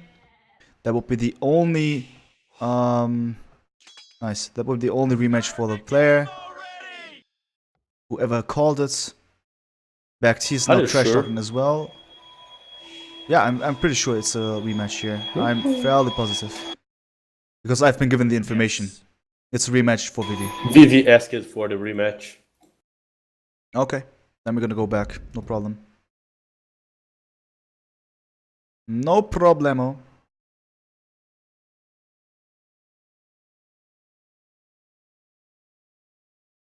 Okay. Well, we already talked about both civs, that they have good ranged units. The Malay have the elephants, but despite being cost effective, not sure if they will be good against karambits or how they will perform against halbs. So I expect a ranged unit by both players, unless someone tries to mangonel or if BacT tries to eagle and siege or some different kind of approach, right? Yeah, that's true indeed. True indeed. Just thinking also, since people were asking why was the rematch, maybe just Vivi wasn't too happy about his base that he had. I mean, he needs to be given a good one, and then potentially he's going to be quite aggressive, knowing him. With the Malay, someone has been asking how good are the Malay on this map.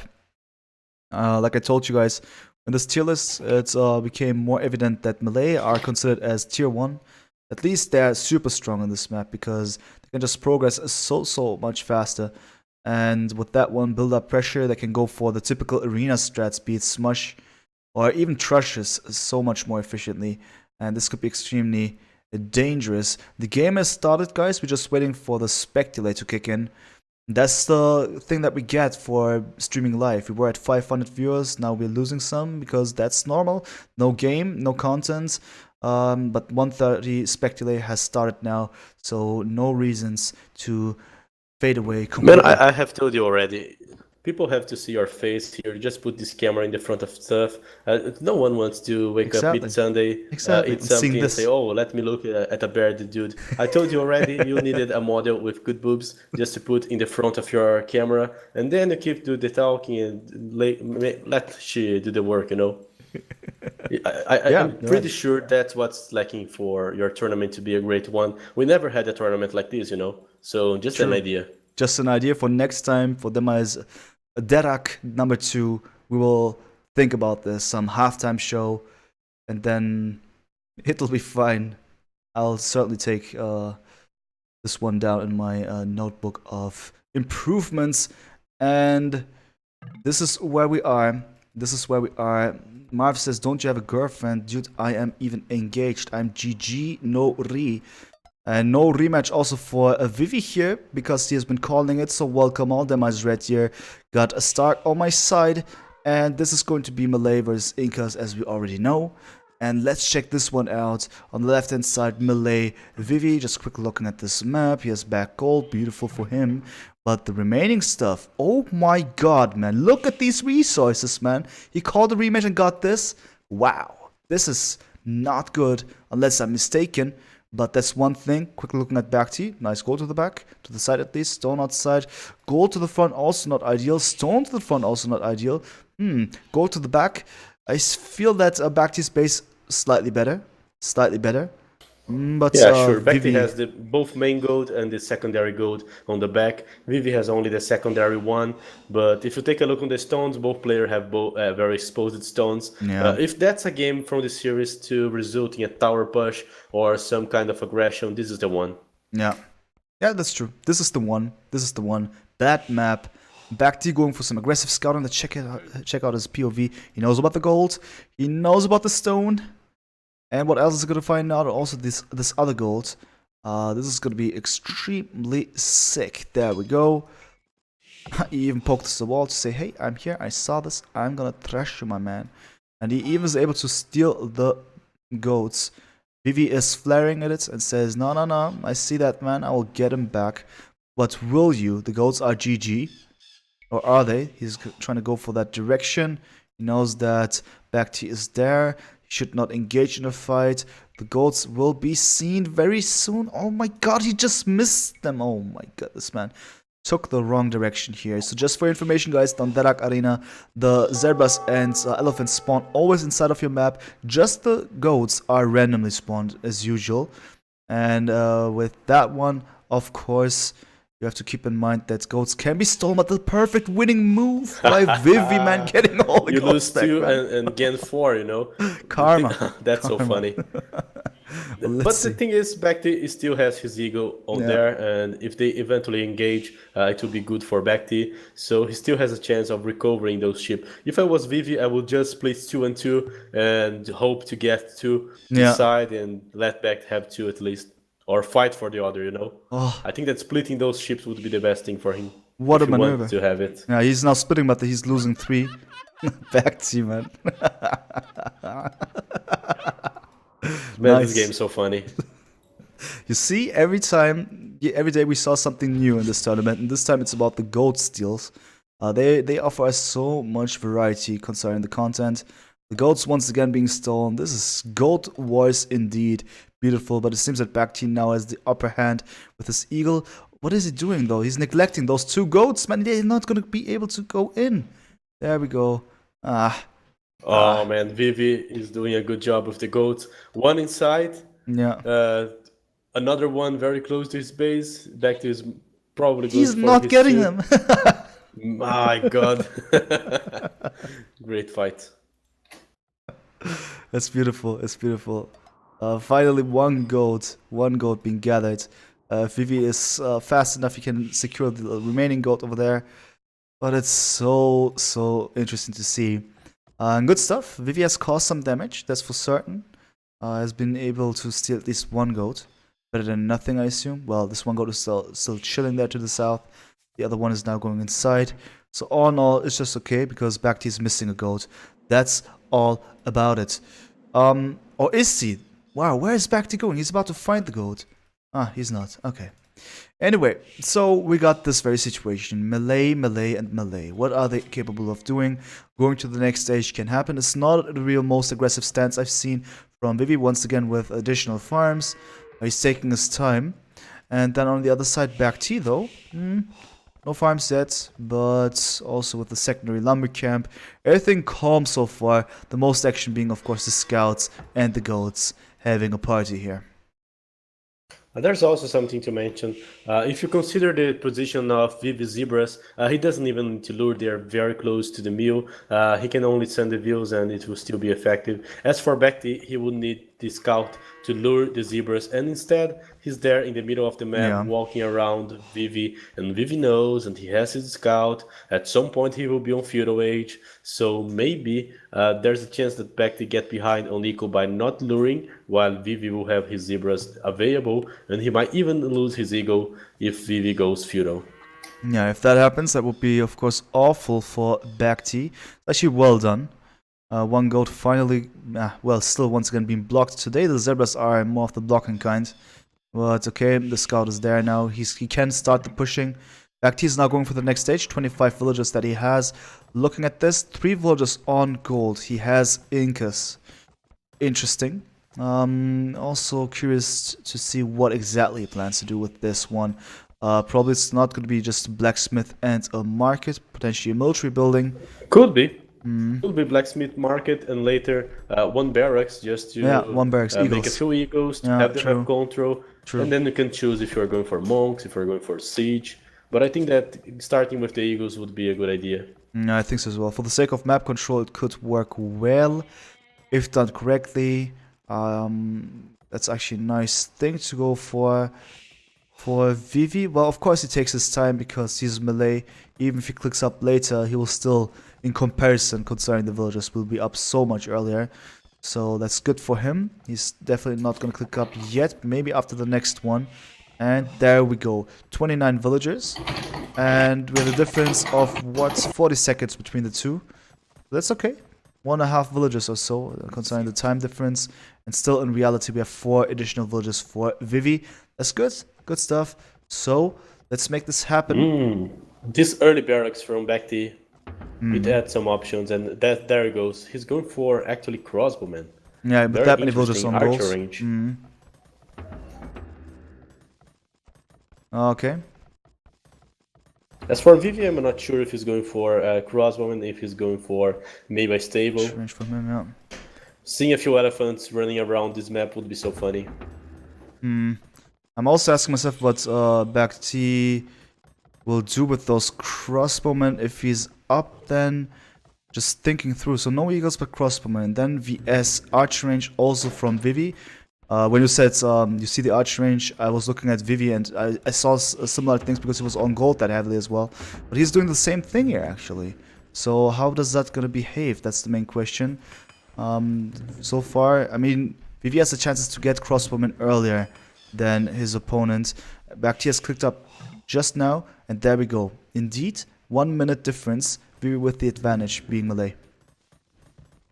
Yeah, that's really, really interesting. The thing here is that if at some point BacT has the advantage, unless Vivi puts a town center in the front of his main gold, it will be at risk. As for BacT, if he just loses the initial fights or if the crossbowmen are just in advantage, he will be fine. He will probably have a TC between the gold and the front part of this wood, you know? So he will have his gold all backed up by TCs. And I'm just thinking how they will go further with their defenses. So far, they're just thinking about the archers that are going forward. And this one villager without loom by Vivi. What is going on there? Why is he so confident? Maybe a siege. Yeah. Maybe some siege attempt. It would be nice if BacT just allow him to make the siege, make the tower, make he spend like 400 resources to say, nah man, I'm joking, I have the crossbowman too. yeah, it would be debate, right? It would be the best mind game possible here. Yeah, we've seen something like this happening. But yeah, he's currently working for it. But no loom, by the way. It's dangerous. But no, BacT wants to go out. And BacT, oh, the siege workshop is up though, but the villager is in massive danger. Careful now. Oh my god, this initial engagement was great for BacT. Really good. Vivi is losing. This villager is also dead. And now, you know what he can do? He can just let his ego watching the siege workshop for him and go forward with his archers. This was really great. Yeah, this is a really good approach here. Someone's asking who's the other caster. Kind of sounds like st4rk. st4rk, do you think you sound like st4rk? Yeah, I do. It's a beautiful sound, right? Right, I think so. Okay, so final loom for Vivi and also crossbowman. And military count 3 to 6. So BacT with the advantage. But Vivi obviously with more villagers. That's good for him. KD 1 to 5. So let's see how exactly he's going to be able to deal with the situation. He's going to require, of course, siege workshop if you really wanted to go through. Or, I don't know, just a siege workshop in general. Maybe he could even think of hopping over. But he first needs the upgrades. Crossbowmen there now. Both sides only with fletching. No Bodkin arrow yet. And you see this siege has been utilized by the Eagles.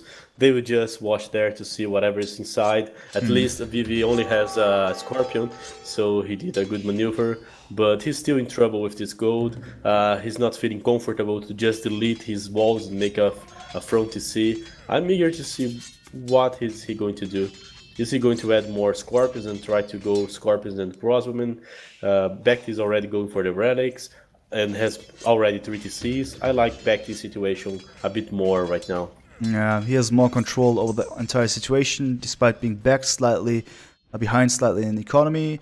As we look at his economy, 2 TCs, 3 TCs, and then for Vivi, well, what is he doing back in his base? Just trying to understand. Now placing a second TC here. It's quite of a slow approach. Well, that's the only position to place the TC, you know. Yeah. And BacT now just has a small risk.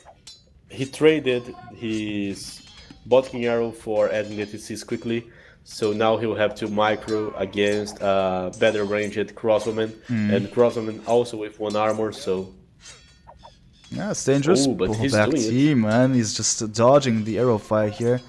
Looking BacT is good. picking great fights today. Oh Great my fights. god, nice, nice, nice. Always dodging the fire, man. And he tries to come close and then snipe, but that's also difficult. Vivi is not stupid, he will be able to deal with it. He has more HP on his units. There we go, trading kinda equally here, you would say, but all in all, interesting.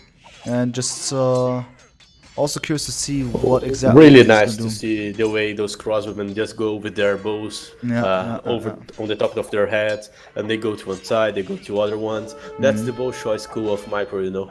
No, this is really sick, man. Really sick. It's actually beautifully done. That BacT is able to keep up despite not having Bodkin arrow. It just keeps Vivi where he is and buys himself more time reinforcing. And just looking at his barracks, not working, just single arch range crossbowman output. And you know, he's doing great, because for BacT, for his Eagles to be some danger to those crossbowmen, they would need a lot of upgrades. So right now, I like what Vivi's doing. He's getting back the map control. Yeah, this looks nice for BacT sure. tried, but eventually those crossbowmen are a lot superior, you know. And BacT will be forced to go for siege as well. And that would be ideal if Vivi can force BacT into building some stuff. The siege workshop is in the making. With that one, he's just showing us that he needs to join the game with mangonels. And Vivi in the background, well, just looking at the economies, everything equal.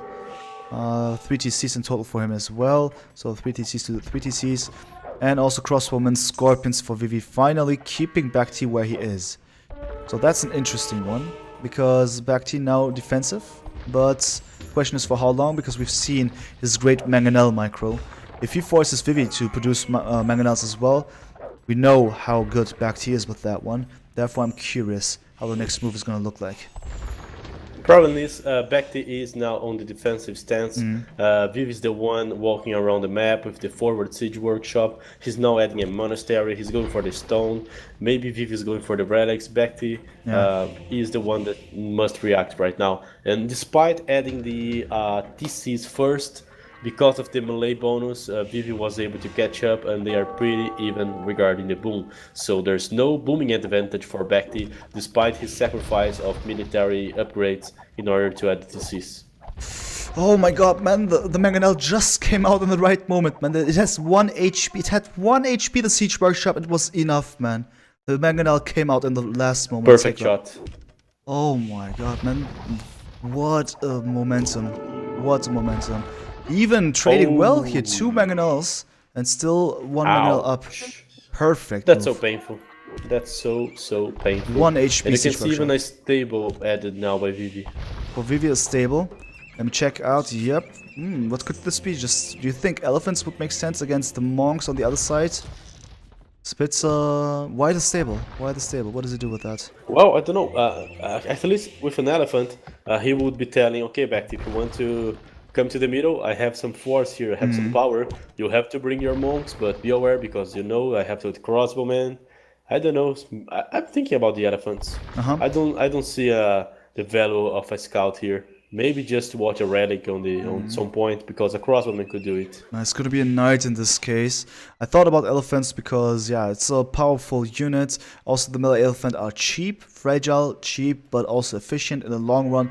Also have access to heresians, things like this. But, yeah, just choose to go for the knight. So he wants to Yeah, it's snipe actually the siege. knight. A siege sniper, yeah, we can see this trait on Vivi. He did it on multiple games. Yeah. I'm surprised we didn't thought of that before. Yeah. Well, the more you know. There we go. The knight is going in now, and if there's no monk dealing with the situation, and I see no monk, this mangonel is going down, it seems. Or is it? It's not. Okay, that's well done. BacT saved the life of the mangonel. If it has life, it now has. And then Siege Workshop going up once again for Vivi, who's going for stone mining, gold mining as well. So a lot of stuff happening in the background, a lot of techs being gone for. 77 villagers to 74, and then 60 military to 8 military. Vivi has the lead and also the map control. This looks quite promising. As you said it, BacT in a defensive stance. Let's see how well he's going to do, because so far he has not been doing too well defensively speaking. But once again, 2 mangonels prepared as well as a couple of crossbows. He's ready for it. And this is so good for Vivi because he's also on the stone. He's about to drop a castle. He can just choose, alright, I have the map control. Should I drop the castle forward? Should I just deny one of BacT's gold or one of his woods? Should I call him for a trap fight or something? I would win because he will have no trap. I can see his stones. He knows that BacT's stones are nowhere, so just imagine that Vivi drops a castle between the outsider stones, Oh my god, man. But speaking of which, exactly what you say is happening. This castle with 20 HP. Oh my god, man, it was wrecked. That was a castle, wasn't it? Or was I blind? Was that a castle? Oh my god, it was wrecked. It was wrecked for sure. It was wrecked. It was wrecked. Yeah, he has I no can't stone, believe it. man. Oh, this was so reckless. This castle was so reckless. He wrecked. And Viv is now in the middle of the map wondering where his stone is. Yeah, where's the stone? Where's the stone? Where is the stone? That's so amazing. The mangonel took it away. Man. 70 HP and then boom, it was gone. Well BacT is amazing. BacT is in an awesome position. What a situation. And he's also about to reach the Imperial Age because he didn't focus in adding more to Cs like Vivi. He didn't focus in going for the stone. He just kept the basic food, wood, and gold, 0 stone approach, and he's there with the arbalest soon. Yeah, this is really grim. Now BacT reaching Imperial Age, looking at the resources of Vivi. He's not close doing that. Not at all, to be honest. And no more. I mean, he's now getting stone. He understood the terrible situation that he's in. Just with a single villager, right? That was, I mean, the remaining 10 or whatever were just so far behind. Maybe it was mismanagement there. It was not on purpose. But something is going to be even worse, because I see another castle being denied very soon. There's a terrible fight that Vivi is taking currently. And to the left-hand side... That's really terrible, because not only BacT is on Imperial Age, but Vivi had to sell and trade a lot of resources in order to make this castle. This is over. To try to make this castle. So he traded his Imperial Age in an attempt to try making the castle, to try buying it back, and it was denied once again. And now he has to face a guy on Imperial Age with all forward resources, and his castle has been denied. How bad can that be, right? I can imagine that Mamp is currently singing a song with a specific melody, because this castle is now Titanic, and with that Titanic! Yeah, man, Titanic, unbelievable, and it's GG, man, it's GG, it's GG. Look at this, he's resigned! Exactly, man. Unbelievable. Not bad, he says. Keep working, though. That's why I love this game. Big shoutouts to Memp, of course. Was excellent casting. And here we are, st4rk and me are witnessing the 3-1 situation for BacT versus Vivi. And I'm just currently looking at something. No, I received another message from TeamSpeak, man. Did you receive it as well? I just hope that everything's fine. Yes, I'm afraid already. Okay, so I'm just gonna update the score real quick. Score to the left. Let's put it on to 3. And let's User go. disconnected from your channel.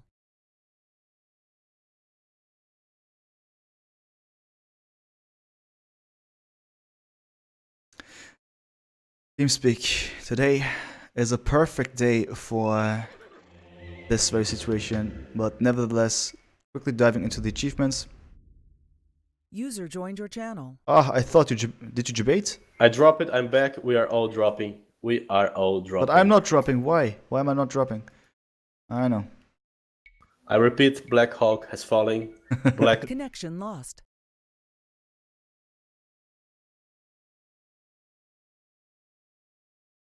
What is this, man?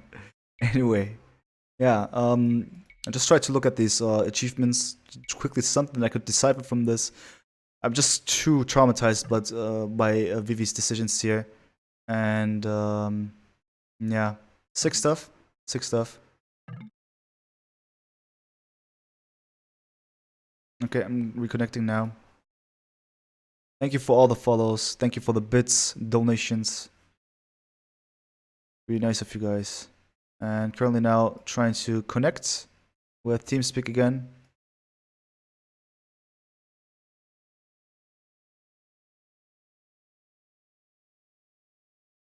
And the next game is going to start, as I said.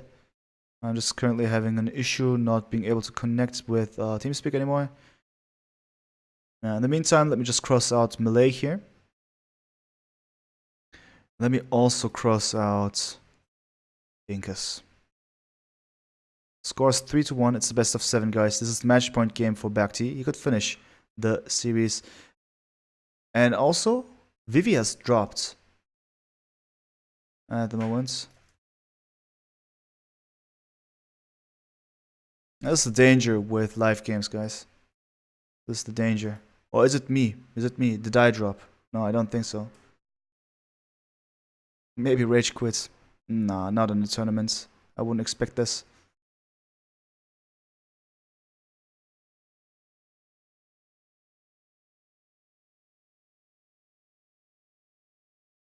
Punching the table. User entered your channel. Channel switched.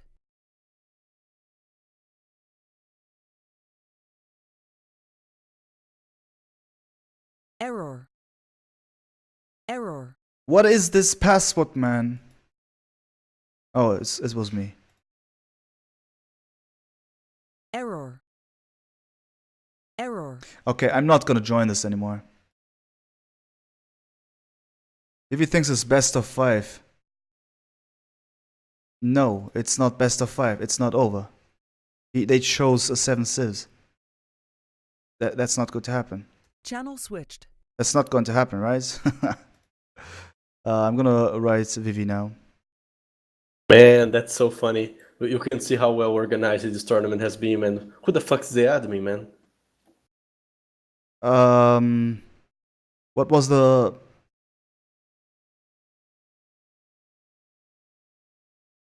I think that Vivi just went for a cigar. Yeah, but he just wrote me. He just wrote me. He just wrote me. Was one of the... Yeah, it's all good. It has worked. He's back. He's back. He's back. Whew. Alright. Yeah, he just dropped then. That's a real comeback. That's a real comeback for sure. Yo, please go for spec. Alright, the game is starting now. Yeah, moments like this are interesting, right? Vivi is smoking rage. Yeah, maybe. Did you just connect to the Matrix? Yeah, man. You have to imagine, guys. If we drop, the whole Voobly TeamSpeak is so unstable lately. If we drop, then we can reconnect, and all of a sudden, all the people reconnect in the main channel. And there was someone in the Matrix for sure doing some weird stuff, but that happens. Simply happens.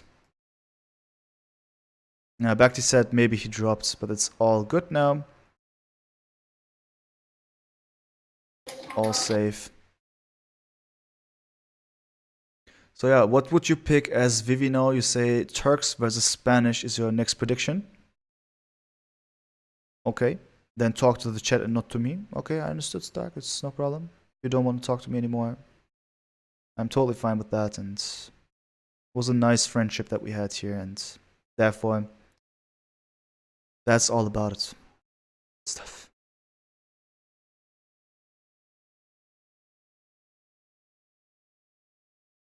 You're not gonna say anything anymore, right? Alright. Maybe we dropped again, we don't know. Maybe you hear him, but I don't hear him. We'll see. Speculate. Gonna end now. And then it is time for the next game. Hoping that Stark is going to be there, forgiving me. Or maybe not. Or maybe not. Okay, game is starting. There we go. Turks and Spanish would be perfect. Byzantines versus Spanish. Welcome all. This is the next game, the 5th game, if I recall correctly. Whoa. Yeah. And we have Byzantines versus Spanish. Quickly looking at the maps because I don't want a bug messing up everything. I just see that BacT has a lot of gold to the back. Stone situation not so good. For Vivi, gold not so good. To the back here, stone, and that's it basically about this. Once again, Vivi not given a great map. We got Byzantines versus Spanish. Stark, enlighten us, please. Sure, for sure, man. We have seen this matchup before in this tournament. It was on the quarterfinals between Joneslow and Vivi. Yes. And Vivi had the Byzantines, Joneslow had the Spanish, and he had an even worse gold scenario with the forward goats. And Joneslow come all forward to castle drop. Vivi tried to react with siege. They engaged into some mangonel fight, but it ended with a castle up and Vivi in heavy trouble. So what I think about this matchup is the Byzantines are great to fight against the Spanish. Yeah. They have good monks. They can go in faster, and they on Imperial Age can use arbalests. They can use skirmishers. So they have multiple weapons to deal with the conquistadors and to deal with the Spanish bullshit. But the problem is the Spanish might be even more aggressive. If I were Spanish in this situation, I was all about trying to buy time for myself, not to allow the Byzantines to have the map control to play with double monastery. I would go for the castle drop or even for some towers to try to deny the golds. So if I were BacT, I would try to go for a very aggressive approach. And if I were Vivi, if I knew that BacT wasn't coming to tower me, I would just try to go for a double monastery approach, spread monks around the map, do not allow the conquistadors to be free, and then just boom to do arbalest and monk. Okay, boom, Arbalest Monk. Before that, 2 monasteries against conquistadors. It's always a mixed bag, in my opinion. Everything can happen with that engagement. What I'm saying is, oh my god, man, that was way too loud. But Lida Core, thanks for the host. Actually, anyway, thank you. We appreciate it. We are here now in the tournament with Stark as my co-caster, Byzantine, Spanish, Vivi, BacT. And about this one, what you just said, 2 monasteries, monks against conquistadors, I understand, but it's always a bit too scary in my opinion. We've seen a lot of fails with the offensive engagement with monks against conquistadors, because in the end, for instance, someone like Doubts who said, yeah, you know what, I don't care if you got students, monks, I just snipe you off. In the end, it was quite successful, so I think Vivi can do this. At the same time, you must pay a lot of attention, not to get caught off guard and lose the monks to the conquistadors. He needs to convert them or scare them away, but we'll see how successful this is going to be. I know, I agree with you. I think that the big question is, you can pump up monks faster than conquistadors. You can go up really quick for the feudal age and drop the monasteries before the Spanish can even drop the conks. So the idea here for Vivi would be to drop the monks and try to collect the relics before BacT had enough numbers, like 2 or 3 conquistadors, to go around trying to kill the monks. Once we do it, it would be just about booming 3 TCs with the monks inside of his base. You hardly will be surprised by a conquistador raid if you have the monks inside your walls or somewhere protected. But there is indeed that risk that if the guy with the monks is just Yep. distracted, he might be sniped out by the conks. They can close the range, they can go there and drop out their bullets on the monks, and there will be no chance. So it's more like being careful, adding a few monks. I wouldn't add more than 6 or 7 monks at all, and I would just be trying to boom and reach Imperial Age quickly. I know that if I go for monk and boom, I will probably hit Imperial Age much faster than the Spanish guy. That's what I would be thinking. Yeah, going for Imperial Age as soon as possible would make sense a lot. But before that one, of course, you need a convenient position in which you can survive and maintain and just do your best without being harassed. But something else is going to happen, and BacT is aware of those things. He will harass. He's going to trush. And in this case, he has multiple options, and with that one, he needs to be extremely And he's careful. lucky. He's very lucky because he decided to trush even before knowing the positions, even before knowing that the golds of Vivi are exposed. At some point he got an extra loss for his scout or some outposts. Right. He will realize that he can deny the golds from Vivi, and this will be great for him, you know. He doesn't know. If you take a look at his line of sight, he just realizes that there's a front gold, which is not the main one. So he's taking the bet, and I believe that he will be very lucky with this bet. Yeah, he's very lucky indeed with that one. Oh yeah, BacT sees even the secondary gold. So that's of course a bonus for him as well, knowing that the gold position for Vivi is not highly ideal. Doesn't know about the primary gold yet. But Vivi, for instance, doesn't know anything about the map. He's now only engaging, taking the fight against BacT. BacT now striking back as he's hit Feudal Age earlier. It's 19 Yeah, villagers that's so to nice. 24. Finally, Vivi's getting debated in the scout war. Yeah, finally. It was just a matter of time. He's trying to trap back the scout inside his base. If I was BacT, I would just keep the scout inside. There is no trouble in that. It would be even better to get himself some information. Rip the scout. 2 villagers now chasing. Not interested anymore.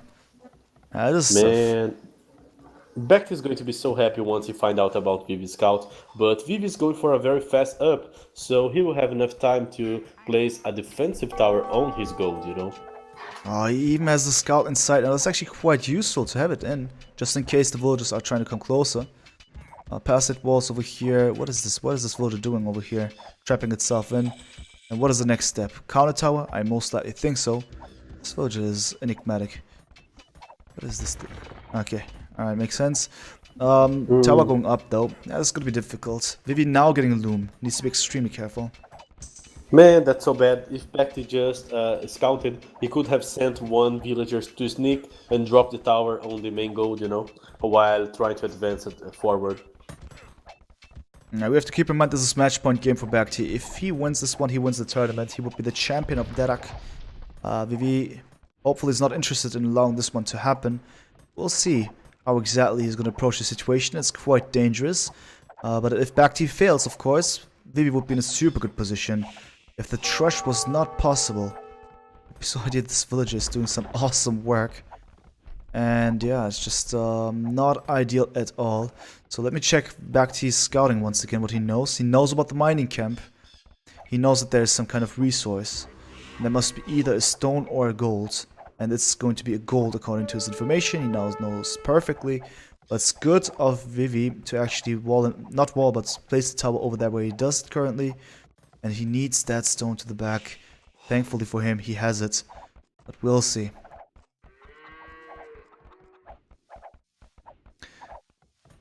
Vivi's in a good position though. He was able to place a tower and protect his food sources. He was able to place a second tower and deny BacT's advance on his gold. BacT is of course hitting his tower, but he can still repair it. He's now making the blacksmith, and if you look at his resources, he's very close to go to the next age, which is good. As for BacT, what he's buying by making those towers is time for himself at first. Yeah. And I'm not sure, but I think that BacT tower could reach the villager, or am I wrong? The repairer villager. Yeah, well, let me see. No, it's out of range. It's out of range. At least oh, that's so unbelievable. I can't make these mathematics because BacT has one extra range and both towers can hit each other. How can he hit the villager, you know? Yeah, that's true. But that was What the impossible. fuck, man? What the fuck's this? Maybe it's because he's Someone not calls one scripture tile here. away, but he's not just to the back of the tower, but to the side as well. Maybe that counts differently then. I think that's the reason, because the villager is not exactly to the right, but to the actual see. back to the Let's see. north. It's not, That's not to the the east. mathematical explanation. Probably. Yeah, that's the reason. Oh, thanks for that, Newton. Thanks for that. You're welcome. Alright, so here we are. Diagonal longer than straight, exactly. No geometry on stream, we're trying.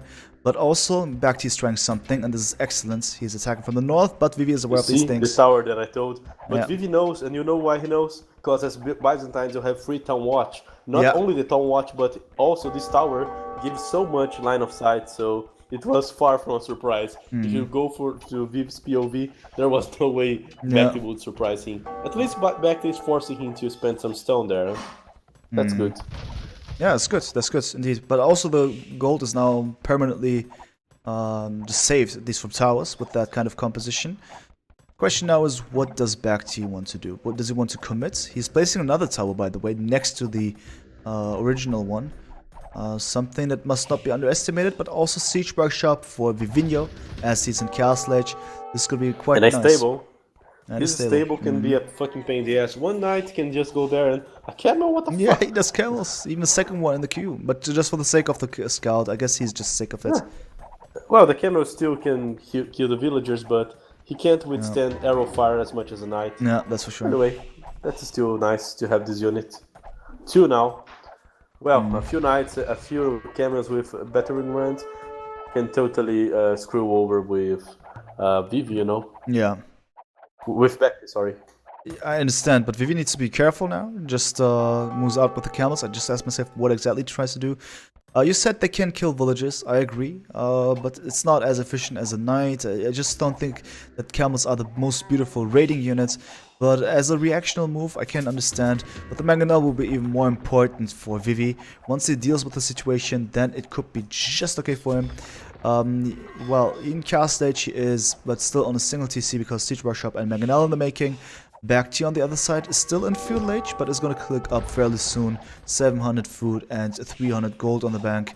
This will be done quite soon, I reckon. And also to the back, or to the left of Vivi's base, there is a barracks being placed. Interesting. What does BacT That's intend very to nice. Maybe a stable to make a few. do? A stable to make?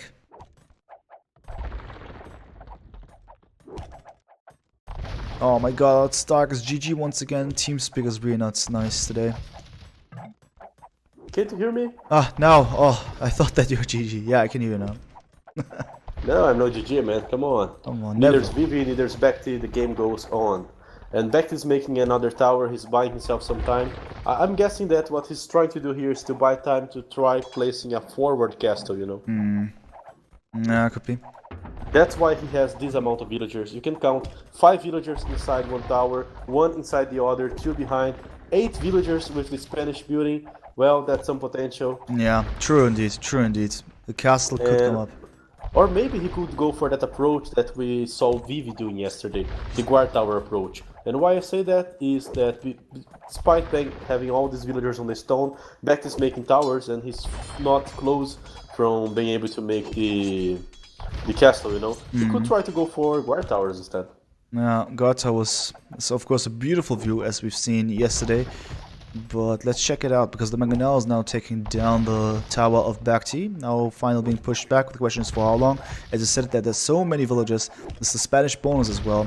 So if the castle goes up, or is being made, it will surely go up. And also I trust in the skills of BacT concerning quick walling. I think he's going to be able to protect that castle. But the Mangonel would be problematic. We'll see. For now, the monastery. Okay, so we have to keep in mind Spanish monastery is the most complete together with the missionary. So nothing to underestimate with that one. And the siege workshops, so counter Mangonel, aggressive counter Mangonel probably, or Rams. We'll see about it. Monastery also from Vivi. Mangonel for sure. He needs somehow to deal with that mangonel. Yeah, to protect himself if he wants to Very build the castle. confident in his mangonel fighting, right? Yeah, but for given reasons, right? He did so well. So I think this is kind of realistic. But the question now is where to place that castle. 100, less than 100 stone that he needs, and then let's go for it.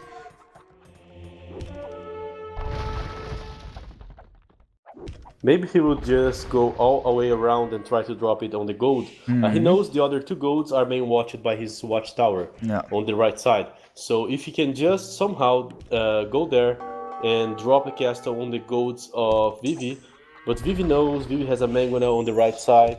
I don't know, it's going to be a risky move. We could see a counter castle kill and revenge from the last game, you know, which would be nice as well. There goes the spearmen are going to cover for it, and there goes the castle on the gold. Yeah, that's a perfect idea. As that is, you've said it, going for the castle at that position is even more valuable rather than just drop it there in the corner of the map. Therefore, Vivi needs to be extremely careful. He's just, BacT's just waiting for the right moment. First of all, he needs to decide the match here, decide the engagement. In the meantime, Vivi tries to take down the remaining tower here on the left-hand side. Camels are not able to approach. Even worse, one camel is converted. The castle now in the making. The counter tower is now also in the making. What is most needed, it must not happen, is first of all the siege killing. Oh, this can be GG if it continues like this. This tower needs to be. This tower cannot deny the castle. Exactly, and BacT was very carefully. He wanted to get the mangonels, get the right mangonel before he placed the castle, and then he wanted to have his mangonel alive to eventually fight. He knows he's okay, he knows he's going to drop the castle, and Vivi is in some rabbit trouble. He just lost his gold, he has now to run to the right side if he still wants to have some gold, and BacT denied Vivi from getting any relics. BacT has his base safe, he has a castle on his gold. Being aggressive against the Byzantines is giving the Spanish all the time they need. Yeah, that's pretty much it. No more gold, no relics, no gold. What you want to do now? You just have stone on the back, you can survive a bit with that one, but the castle is there, the castle is even producing conquistadors, there's a TC behind the castle. This looks so comfortable now for BacT and his position. It's just no-brainer from here on, I think. Yeah, there's no way that Vivi can have access to any gold because he can't even sneak out anymore. Everywhere towers, buildings, castles, he's stuck on his base, he has no gold anymore. Actually, I think I get what Vivi wants to do.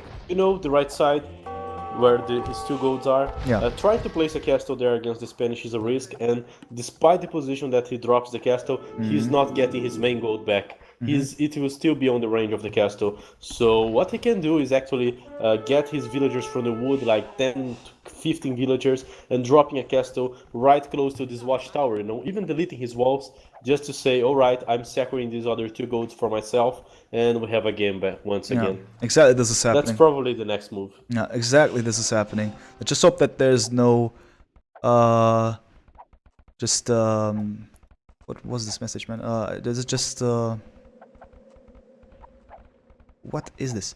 Anyway, so I just hope that the mangonel is not, there's no mangonel to take down this, castle, but there's something else happening, man, and this is actually the conquistadors going, that's so man. painful. Oh my god, This was man. so painful. Not only he got denied, but I also think that this castle's position was not ideal. BacT could still, for example, use a tower next to his siege tower to deny the gold. Even that castle wouldn't be enough, you know. That's what I think. And this is terrible for Vivi. He's so behind, he has no access to gold, his golds are all exposed. BacT totally knows what he's trying to do. BacT has the siege, BacT has the conquistadors, he's bringing the villagers. He just needs to deny the gold, to switch that watchtower of his for a castle to say, no, it's 0 gold and Vivi will be done. That's the finishing move for BacT. I guess this is over. This message, It could be even more to the right to deny the 2 golds, but I don't think that Vivi is sneaking to this very left here and reclaiming that gold, you know. I guess I have no more words for this. This is so painful to watch. No more golds. It's such a problematic situation. 55 to 65. It is GG.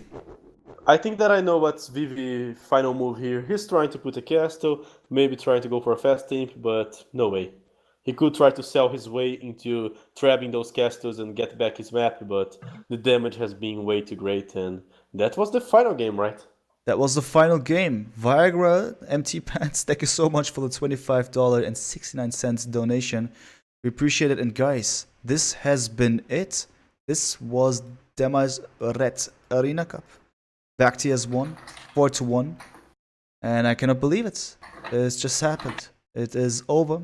Unfortunately, slightly one-sided.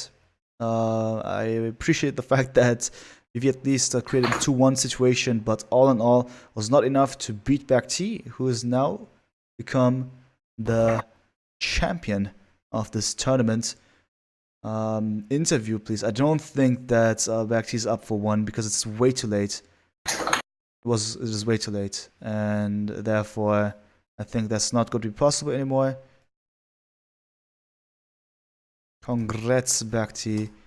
Incredible performance. Okay. Amazing finals, man. And BacT did it. He beat Melkor. He beat Ting. He started this tournament losing the first 2 games. Yeah. And now he's the champion. What a comeback, right? He was about to be GG'd out of this tournament.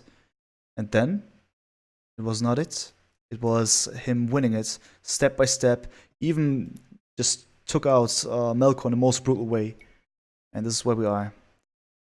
Thank you so much, guys. Bayala says, what a tournament. Cheers. Congrats for the tourney. Dear Habibi, hope to see DERAC too. Well, I hope so as well. But first of all, also, thank you, St4rk, man, for being here. It was really nice. It was really, really nice, man.